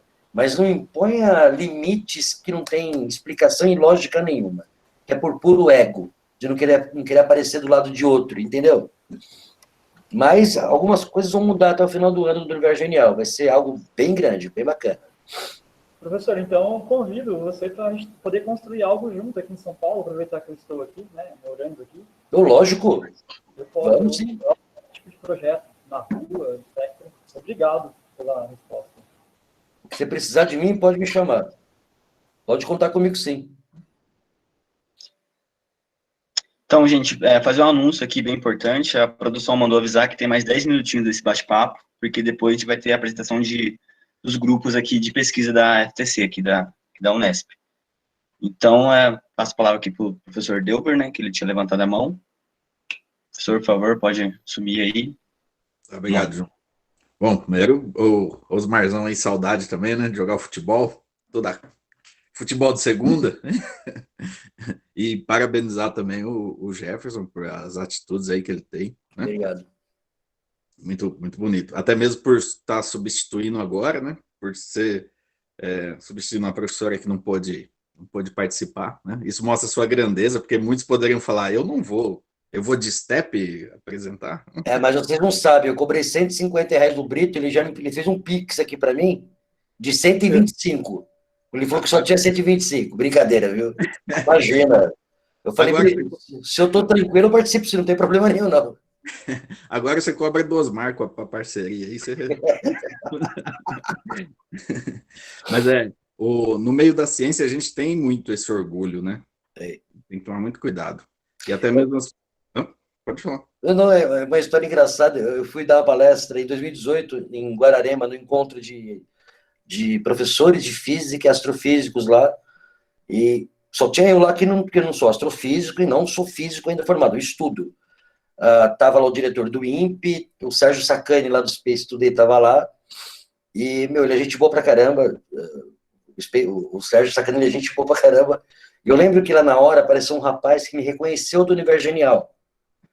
E, meu, todo mundo conhece muito mais o Sacani do que eu. O Sacani, ele conhece, o YouTube dele bomba, né? Tanto que eu fiquei batendo papo. Aí esse moleque chegou e deu o celular pro Sacani. Ele falou, rapaz, tira uma foto minha com o professor Jefferson. Aí o Sacani tirou uma foto minha com o rapaz. Aí depois o moleque pegou e falei assim, ô, Sérgio, se você precisar de parceiro alguma coisa, você me dá um toque, cara. Porque a galera acho que não conhece muito você aqui, não. Quer dizer, eu não ligo para isso, cara. Eu acho que quanto mais tiver, é melhor. Tem que ter mais Sacanes, tem que ter mais Glazers no nosso país. Essa galera, o Brito tem uma página fantástica, o Molho Verde Ciência é fantástico. Aí você olha uma página do Molho Verde Ciência que faz umas...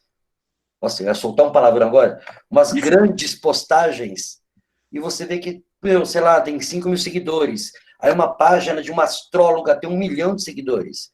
Isso é uma coisa que me deixa, assim, emburrecido, bravo por dentro.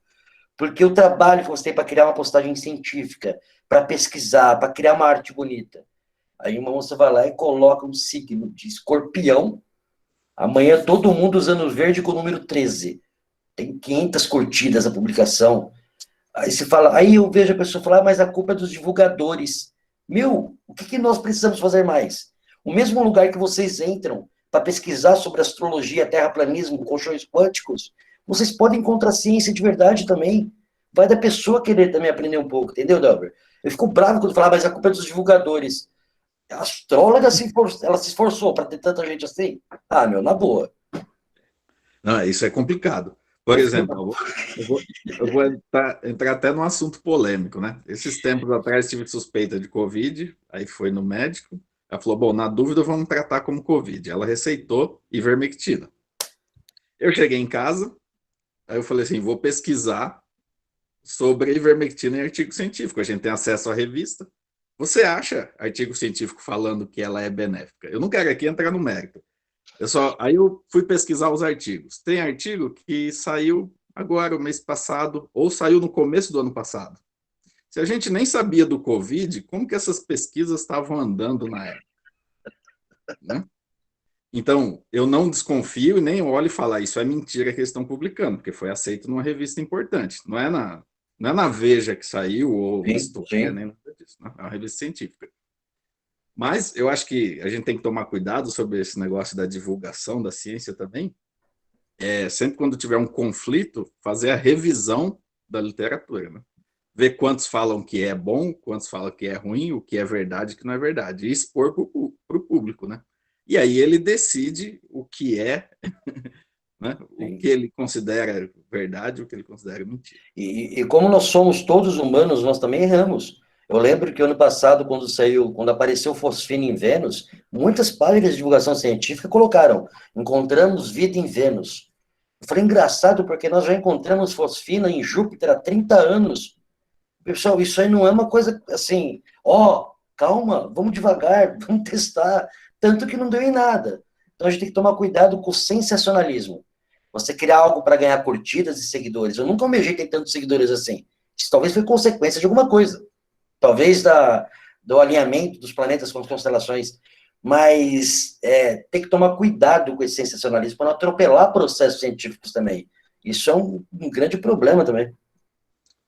Você tem que sempre trabalhar com o seu argumento e depois tentar destruir o seu argumento, né? Sim. Isso é importante. Parabéns pelo seu trabalho. Obrigado, Elber. Obrigado. Então, Jefferson, como falta só 5 minutos para as 9, né? Então a gente já vai fazer a última pergunta aqui, encerrar. Depois a gente chega para a parte mais formal aqui. Então, o professor Anjo está aí, a produção avisou que ele tinha feito uma pergunta, que ele queria levantar, que ele levantou a mão, que ele ia fazer uma pergunta. Então, professor, se o senhor estiver aí e quiser falar, à vontade. Estou aqui, sim. Boa noite, professor. Boa noite. Fiquei feliz. Me desculpa, Jefferson, mas eu fiquei feliz de ver meus alunos, a qualidade de alunos que eles são. Nossa, é maravilhoso. Eu dou aula na pós-graduação para professores que estão atuando na sala de aula nas escolas públicas. Justamente sexta-feira, um dos professores me avisou que ele tinha uma aluna e ele começou a dar aula de física, por supuesto, e alguma vez saíram algumas contas de matemática. A aluna se parou e falou, não, não pode fazer isso. Alguém falou que não se pode dar matemáticas, contas, eles chamam contas, não se pode fazer contas em aula de física.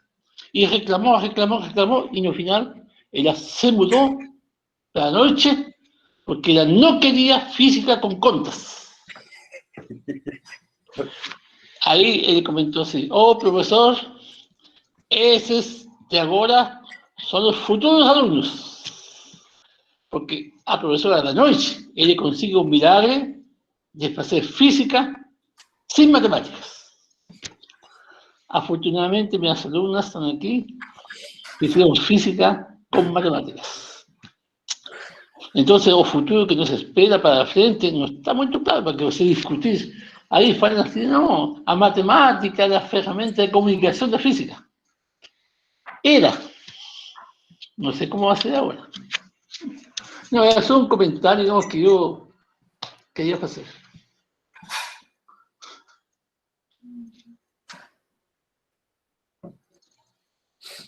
Então, professor, obrigado pelo comentário. E eu acho que é isso, né? A produção informou aqui que, pelo visto, é isso. Gostaria aqui, de nome de toda a comissão, agradecer, Jefferson, pela sua participação, por ter dado essa ajuda aqui. Foi um momento, foi uma hora e meia muito boa, assim, o papo rendeu bastante. Queria agradecer também a todo mundo que participou, que abriu o microfone para poder fazer a pergunta, mandou no chat, e peço desculpas também a quem mandou no chat. A gente não pôde mandar, porque acabou que o papo foi se estendendo aqui, né, aqueles papo da hora aqui, foi. Então, professor, Jefferson, muito obrigado novamente pela participação, por ter vindo para cá, e eu acho que é isso. Se quiser falar mais alguma coisinha, só tem mais um recadinho depois aqui, daí a gente já vê o que a gente faz. Só quero agradecer aí ao carinho de todos, agradecer novamente pelo convite, adorei participar. Como eu disse, sempre é gostoso a gente conversar sobre ciência, isso faz bem para nós. É bom entendermos sempre um pouquinho mais. Eu digo que eu sempre, quando converso com alguém, eu acabo aprendendo sempre um pouquinho mais com esse alguém. Isso é muito importante. Para quem não conhece meu trabalho, siga o Universo Genial lá no Instagram, também tem um canal no YouTube. Sigam, vão gostar. Todas as quintas-feiras, às 8 horas da noite, eu faço live lá, eu bato um papo com o pessoal sobre algum tema específico da astronomia. Obrigado pelo carinho de todos. A gente agradece aqui. Então, a primeira noite da Semana Física aqui, de palestra, a gente pode considerar como, né, foi, certo, produção? Tô vendo aqui, Lini, tudo certo? E agora uma pergunta aqui para todo mundo que está envolvido, né, todo mundo está aqui assistindo. Agora, pela programação, seria para a gente poder apresentar os laboratórios aqui da nossa universidade, aqui da nossa Unesp. Porém, querem fazer uns 5 minutinhos de intervalo ou pau na máquina? Se quiserem mandar no chat ou quiser falando aí, fica à vontade.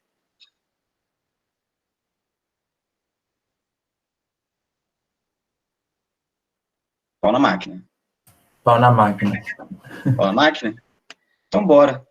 Então, agradecer novamente ao Jefferson, né, pela participação, e creio que já pode começar, né? Então, pegando aqui pela nossa colinha, foi mandado aqui, né, que a produção mandou, a gente tem, primeiro, aqui a professora Águida Eunice de Souza Albas. E quem vai falar sobre ela é a nossa Flávia, por favor. Flávia, toma aí. Oi, galera. Boa noite novamente. Eu sou a Flávia, curso Física aqui na FCT Unesp, de Presidente Prudente. Eu sou aluna do 2º ano, certo? E hoje eu vou falar um pouquinho sobre os trabalhos que a gente realiza no nosso grupo de pesquisa em materiais sustentáveis e funcionais que pertencem ao Laboratório de Caracterização e Gestão de Resíduos. Então, o laboratório está localizado em uma área próxima do Departamento de Física, Química e Bioquímica. E nesse espaço, temos um grupo de pesquisa em materiais sustentáveis e funcionais que realiza pesquisa nas áreas de resíduos sólidos, águas residuais e cerâmicas avançadas. Na área de resíduos sólidos, são feitas pesquisas com diversos tipos de resíduos industriais e urbanos, sempre pensando no reaproveitamento para incorporação em materiais usados para o setor civil, como blocos estruturais, tijolos, lajotas para pavimentação ou também para a produção de novos materiais, como vidros e vidrocerâmicas. E dentre os resíduos estudados atualmente, pode-se citar aqueles da indústria de fundição de ferro, que é a areia descartada dos moldes de fundição e a escória, da indústria de papel e celulose, que são resíduos produzidos durante o processo de produção e branqueamento do papel, e resíduos de construção e demolição, e cinzas produzidas pela queima da madeira e indústrias ceramistas, por exemplo. Já na área de águas residuais, são feitos estudos sobre monitoramento de qualidade da água, tratamento de águas residuais e reuso em geral. Ainda nessa linha de pesquisa, há estudos sobre os resíduos gerados pelas estações de tratamento da água, como os lodos, chamados de lodo de ETA. Eles também servem para serem introduzidos em materiais para construção, para fertilizantes ou para a produção de filtros. E na área de cerâmicas avançadas, são estudados alguns materiais com propriedades especiais, para serem aplicados em sistemas emissores de luz, catalisadores e conversores de energia. E esses materiais cerâmicos, eles são fabricados e sintetizados no próprio laboratório da Unesp, usando diversos métodos de síntese, como o hidrotermal e a reação de estado sólido e Pechini. E a equipe ela é formada pelos professores Silvio Rainho, que é o coordenador geral, a professora Águida, o professor Ângel e a professora Rosane, que são os colaboradores. O grupo tem mais ou menos 20 alunos de pós-graduação e 10 alunos de iniciação científica dos cursos de Física e Engenharia Ambiental da FCT. E eu sou aluna da iniciação científica há mais ou menos um ano, e atualmente eu estou com bolsa da PIBIC para avaliar os trabalhos sobre resíduos da indústria de fundição do grupo e de outros no Brasil e no mundo.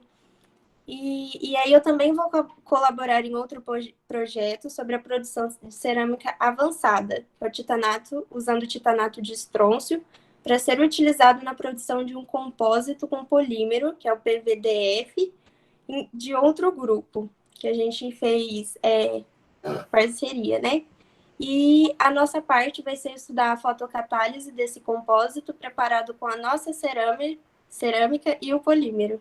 Então, é basicamente isso que a gente faz no nosso laboratório de caracterização e gestão de resíduos sólidos. Muito obrigado, Flávia. Foi muito obrigado mesmo. Agora vamos continuando aqui. A gente vai ter o professor Aldo Heloísio, que quem vai falar um pouco é a nossa Maria Vitória aqui. Então, por favor, Mavi. Oi, gente. Tô olhando para cá, meio olhando para cá por causa das coisas da produção aqui. Então, eu espero que vocês estejam me escutando bem. E eu vou falar, assim, bem rapidinho. Eu sou da Física, sou Mavi, tô Maria Vitória, mas ninguém me chama de Maria Vitória, a gente chama de Mavi. E eu vou falar do laboratório do professor Aldo. O professor Aldo, ele basicamente trabalha com gesso e borracha. Só que tem um outro anexo do laboratório dele, que é com a parte de água, que é onde eu estou pesquisando no momento. Então, eu vou falar um pouquinho do grupo dele, mas voltado, assim, um pouco para cada tema. E vou só explicar de maneira rápida, bem facinho, assim, para todo mundo conseguir entender e tal. Na parte de borracha, eles estudam uma maneira de aperfeiçoar os materiais, então podem ter várias aplicações, e também na parte civil. Então, eles usam, por exemplo, raspa de couro, do curtume, bagaço de cana, e aí eles estudam as aplicações dentro dos materiais que podem ir para construção, para borracha. E tem uma outra linha que eu vou ler, só para ter certeza que eu não vou falar errado, que é uma linha envolvendo o látex de borracha natural com nanopartículas aplicadas, por exemplo, como material de combate à leishmaniose, que proporciona a melhor cicatrização de tecidos da pele humana. Então, assim, é uma área que dá para abordar várias coisas. E mais especificamente sobre a parte que eu tô pesquisando, que é a parte da água, a gente estuda uma maneira de absorver corantes, agrotóxicos do meia-cola com a celulose, então, das plantas, basicamente, do bagaço de cana. E é uma área bem interessante, assim, tem várias possibilidades, é um laboratório muito legal. Então, já fica o convite, caso algum de vocês tenha interesse na área, alguma das 3 áreas. E é isso. Obrigado, Mavi, pela apresentação do laboratório. Agora aqui, olhando a colinha, nós temos quem? O professor Carlos Alberto Telo Sainz, é assim que pronuncia, desculpa qualquer coisa. E quem foi encarregado de falar dele é o Murilo. Murilo está aí? Tá, né? Boa noite. Boa noite. Eu sou Murilo, eu estou na pós-graduação. Eu sou membro do grupo de pesquisa DETRANES, que é uma sigla para detecção de traços nucleares. Nós temos 3 laboratórios aqui na Unesp. 2 ficam no laboratório do Departamento de Física, um deles é dedicado à microscopia óptica, em que um microscópio tem uma ampliação de até 1.500 vezes. Outro é dedicado a alguns processos de ataque químico. E temos também um laboratório mais afastado, que fica perto da cantina e dos prédios da arquitetura, que é uma área que agora está um pouco abandonada pela pandemia. Mas esse laboratório é dedicado à separação mineral. Então, nele, nós extraímos minerais de até 1 milímetro de comprimento, de rochas de até 2 quilos.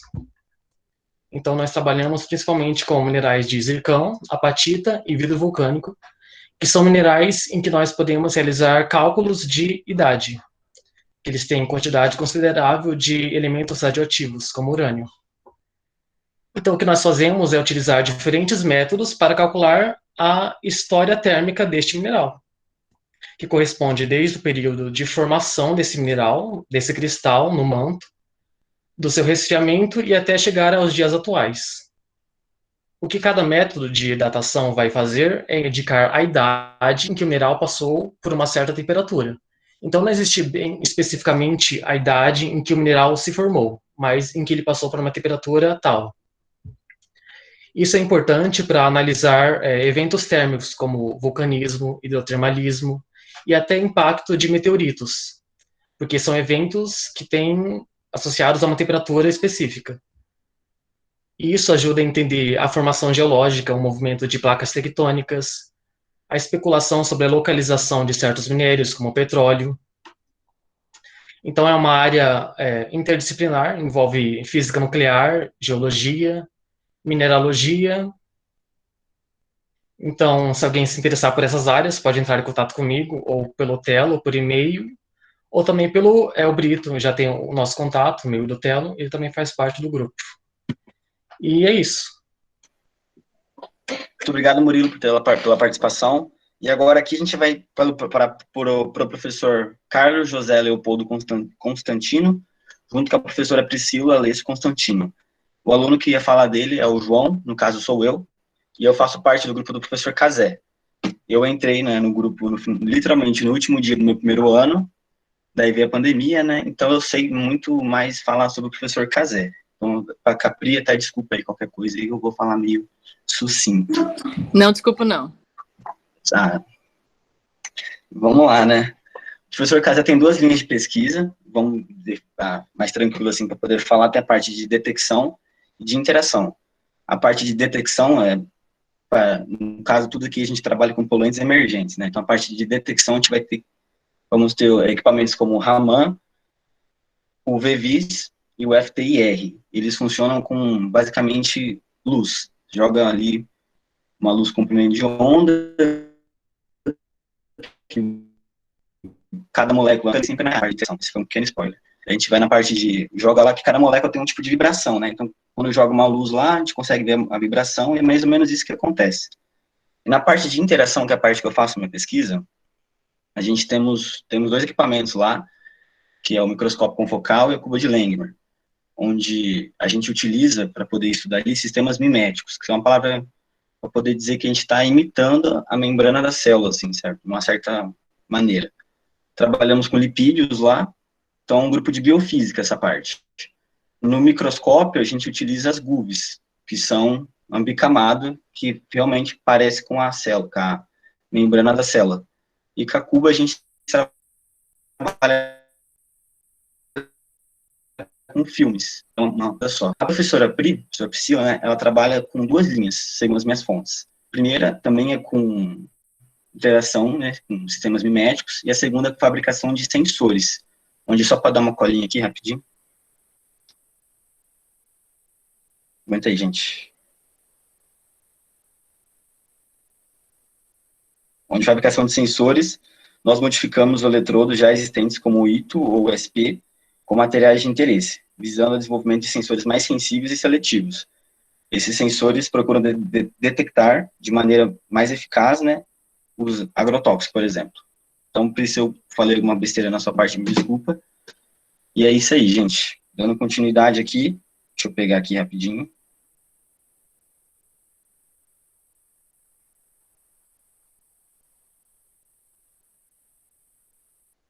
A gente tem a professora Clarice de Almeida Olivati, que quem vai falar sobre ela é a Duda.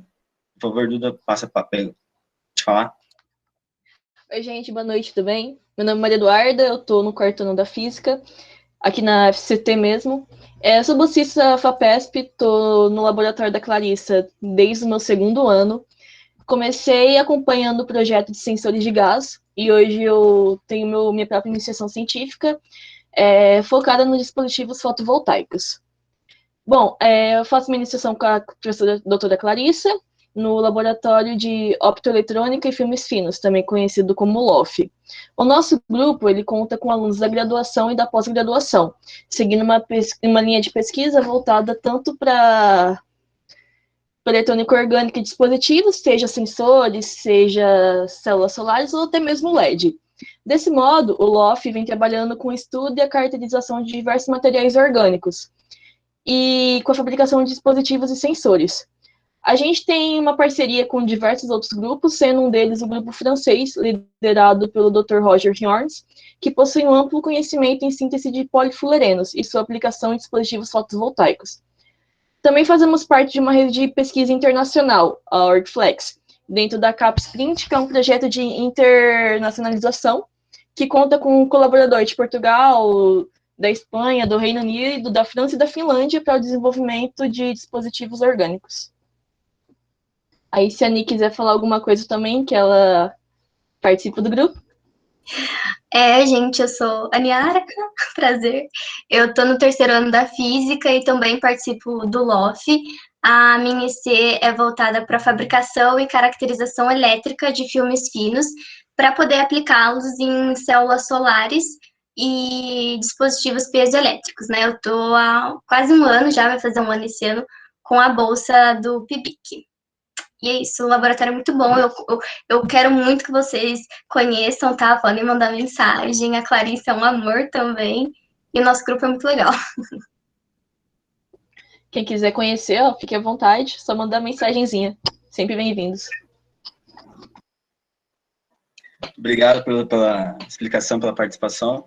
E agora, seguindo, a gente tem o professor Moacir Pereira de Souza Filho, que quem vai falar é a nossa Niara, então, por favor, continue. Gente, eu não sou aluna não sou aluna, aliás, mas eu não faço parte do projeto de pesquisa do professor Moacir, mas eu vou falar aqui um pouquinho sobre o grupo de pesquisa dele. Junto com a professora Ana Maria Osório, eles têm o grupo do Núcleo de Ensino. Além aqui, né, tem mais pesquisas relacionadas à física propriamente dita, mas a gente também tem pesquisas feitas na área de educação.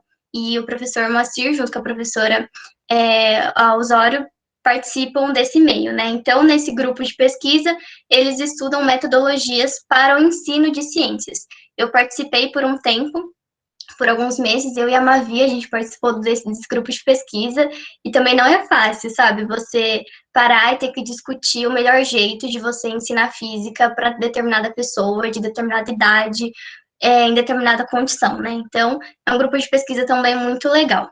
Aproveitando aqui, a gente tem o professor Celso Xavier, né? Eu também não sou aluna dele, eu pedi para ele uma frase sobre o grupo de pesquisa dele, e ele desenvolve dispositivos e sensores de monitoramento ambiental e biológico. A gente também tem o professor Marcos Nobre, eu também pedi para ele, né, um geralzão do grupo de pesquisa dele, a gente não conseguiu alunos para estar aqui explicando, e a pesquisa dele é em líquidos refrigerantes funcionais, como novos fluidos funcionais para refrigeração de sistemas elétricos, tipo computadores, circuitos de potência e transformadores de tensão. Também estruturação de protocolos para caracterização de biocombustíveis, que além do uso de propriedades elétricas, utiliza-se de propriedades térmicas. Então, a gente tem esses três professores aí. Muito obrigado, Niara, pela participação, por ter comentado. E para a gente poder encerrar a lista aqui, a gente tem o professor Neri Alves, que vai falar um pouquinho sobre o que ele faz, é a Carol. Oi, gente, boa noite. Bom, o laboratório aqui com o professor Neri, nosso laboratório é o LADSOR, né, Laboratório de Dispositivos Sensores Orgânicos. Eu estou com o professor Neri desde o meu primeiro ano, e aí agora eu estou com bolsa FAPESP, onde a gente estuda mais, com parceria com um colega de laboratório também, eu estudo transistores com base em sulfato de molibdênio e PEDOT, PSP, e é mais ou menos nessa área que é o nosso laboratório. Ela segue mais nessa parte assim da eletrônica. Então, no nosso laboratório tem gente que trabalha com transistor, tem gente que trabalha com diodo, com supercapacitor, e a gente sempre tem esse enfoque de estudar também os materiais, né? Como que eles estão trabalhando ali, como que eles estão reagindo, sempre trabalhando com materiais diferentes, né? Para saber como que vai ser nesse componente, né? E é basicamente isso, o laboratório. Parece ser um pouco simples por causa dos componentes, mas quando a gente começa a estudar mesmo, assim, mais a fundo, é bem difícil, assim, é uma parte bem microscópica, trabalhosa, mas é bem legal. Eu acho que assim, toda a linha de pesquisa do campus inteiro é difícil. Quando a gente para olhar assim, tem uma parte que é biológica, outra parte ali que é com cerâmica, outra com fissão nuclear, eletrônica, é difícil. Só que quando você, vai e começa a gostar, você vai ver, você vai ler cada vez mais e vai ficando um pouquinho mais fácil. Não vou falar que a gente sempre entende, porque a gente nunca entende 100%. Mas é isso aqui, o laboratório. E fica o convite obrigado, também Carol. para quem quiser conhecer. Muito obrigado, Carol, pela explicação. E só confirmar com a produção se eles querem falar mais alguma coisa. Niara, tudo certo? Alguém quer falar alguma coisa? Tem alguma dúvida? Se tiver uma dúvida sobre os laboratórios, fiquem à vontade. Posso apresentar meu laboratório?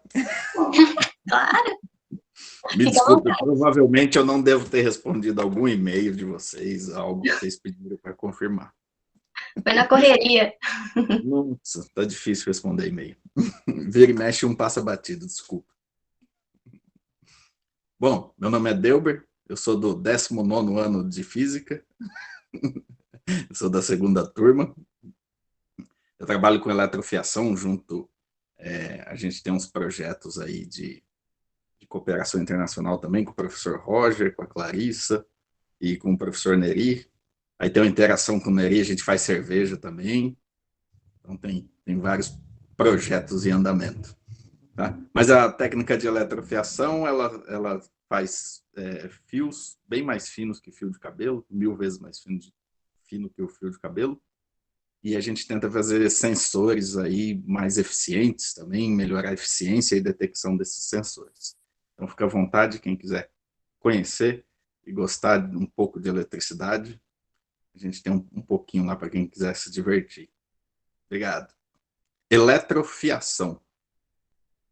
Vou escrever no chat aqui, alguém perguntou, né? Mais alguma pergunta, pessoal? Certo? Professor, obrigado por ter apresentado o seu laboratório também. Contribuiu bastante aqui para todo mundo poder conhecer o que tem na Unesp, que cada um faz lá, né? Então, mais alguma coisa, pessoal? Eu acho que alguém levantou a mão. Vi aqui rápido. É Quirito? Gostaria de falar alguma coisa?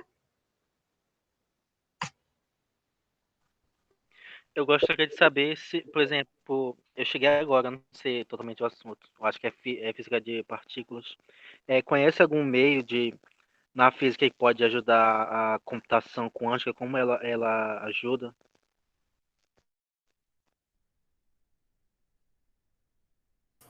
Eu acho que você confundiu a palestra. A gente aconteceu um imprevisto aí, a professora que vinha hoje falar sobre física e nanomedicina, ela não pôde, ela teve um imprevisto, e a palestra que vai falar sobre física de partículas vai ser sexta-feira, se eu não estou enganado, me corrijam aí.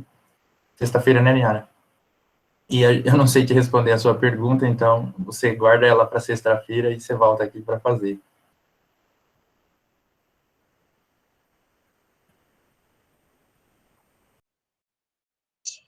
Bom, pessoal, então, nenhuma pergunta mais? Se tiver mais uma pergunta, pode ir mandando aí, ou falar também, fiquem à vontade. Enquanto isso, eu vou dar um último recado. O nosso cronograma, ele deu uma alterada várias vezes, né, inclusive hoje, mas a gente fez uma enquete, né, com o pessoal do curso de Física que deve ser Unesp, com alguns temas, e Física Forense foi o tema disparado mais votado. Havíamos convidado um perito físico, e aí a gente não obteve nenhuma resposta. Convidamos um outro perito físico e ele aceitou. Mas o primeiro perito respondeu um tempo depois. A gente ficou, o tema mais votado? Então a gente resolveu fazer 2 palestras de física forense. Uma vai ser um tema mais geral e a segunda vai ser mais específica. Então, se eu não me engano, é na quarta-feira, né? Quarta ou quinta? Se eu não me engano, é na quinta. Quinta-feira, a gente vai ter 2 palestras, então, de física forense, tá? A gente tinha apresentação de trabalho, agora teremos 2 palestras de física forense, não percam. A gente vai mandar no grupo do WhatsApp toda a programação, certinho? Ok? Pessoal, o professor Rafael pediu o link do departamento de física. Alguém tem como pegar aí, rapidinho? Para passar para ele? Já estou olhando aqui, só um minuto. já coloco Vamos fazer aqui. física aqui. Pronto, vou pôr no chat.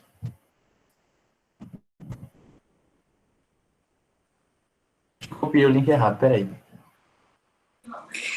Prontinho, A Cibele já mandou.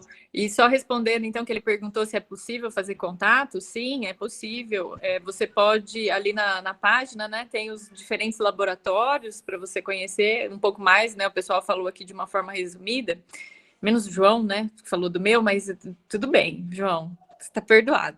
Tô brincando. Desculpa. Fiquei nervoso. Eu ensaiei, mas eu fiquei nervoso. Não, tô brincando, João. Mas tem lá na página, eu perdoo, eu tô brincando com ele. João, você sabe, né? Não, eu sei, fica tranquilo. Lá na página tem todos os laboratórios ali, tudo, as áreas, né, dos professores daqui. E aí você pode encontrar ali eu não sei se na página tem e-mail. Tem, pessoal? Vocês lembram? Pri, na hora que você clica, tem o nome do professor, lá tem as informações, inclusive o e-mail institucional de cada um. Ah, então, legal. E aí tem, então. Só fiquei na dúvida aqui se tinha mesmo ou não. Para entrar em contato, então, com os professores, né? Acho que é isso. Pessoal, o professor PM Física levantou a mão. Gostaria de falar alguma coisa? Então, boa noite a todos e todas. Rapidinho, na verdade, isso é mesmo para agradecer. É a primeira vez que eu participo do evento. Eu sou da Paraíba, estado da Paraíba. Sou professor de física do ensino médio e sempre busco me atualizar, sempre busco participar desses eventos. E foi através dessa pandemia, né, justamente pelo evento ser nessa modalidade, que foi possível participar. Provavelmente, de forma presencial, eu jamais estaria aí, né, em São Paulo, aí na Unesp, com vocês. Mas, assim, gostaria de agradecer, estão de parabéns, toda a comissão, toda a organização. Agradecer também porque me responderam, eu tive uma dificuldade na hora da inscrição, e foi lá pelo Instagram, né, que a equipe me respondeu e eu consegui depois efetuar a inscrição, deu tudo direitinho. Então, muito obrigado mesmo, são de parabéns, boa noite a todos. Era só mesmo esse agradecimento, muito obrigado. A gente que agradece a presença aí de todos vocês. João ia falar alguma coisa, Pri? Eu quero. Só lembrando, pessoal, que o problema é que o pessoal falou que compartilhou o Meet, só tem um pequeno problema, porque a gente só pode receber 250 pessoas no link. Então, se a gente compartilhar esse link com pessoas que não se inscreveram, pode ser que as pessoas que se inscreveram não consigam entrar. Então, a gente tem que tomar um pouquinho de cuidado com isso, tá bom?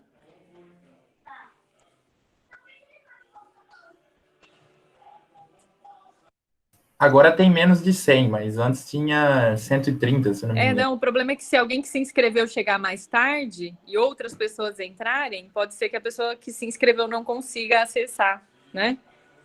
Não, a gente espera que não tenha esse problema, mas só avisando.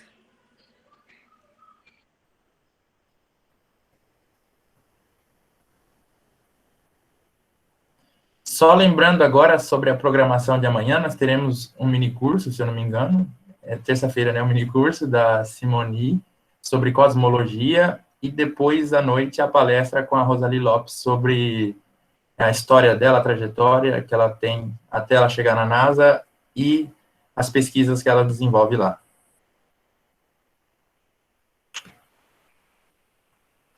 Então foi? Produção, mais alguma coisa? Foi, né? Não, o minicurso não será em outro link. A gente, mesmo, vai ser o mesmo link, mas a gente vai mandar todos os dias certinho para vocês, ok? Mais alguma dúvida? Tem como enviar o link do WhatsApp por e-mail? Tem, a gente pode fazer isso.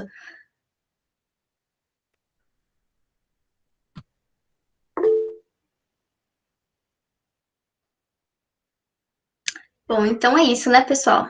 Podemos finalizar aqui. A gente agradece novamente a presença de todos vocês, os bate-papos, os elogios, os comentários, tudo foi muito bom, né, para um primeiro dia de evento.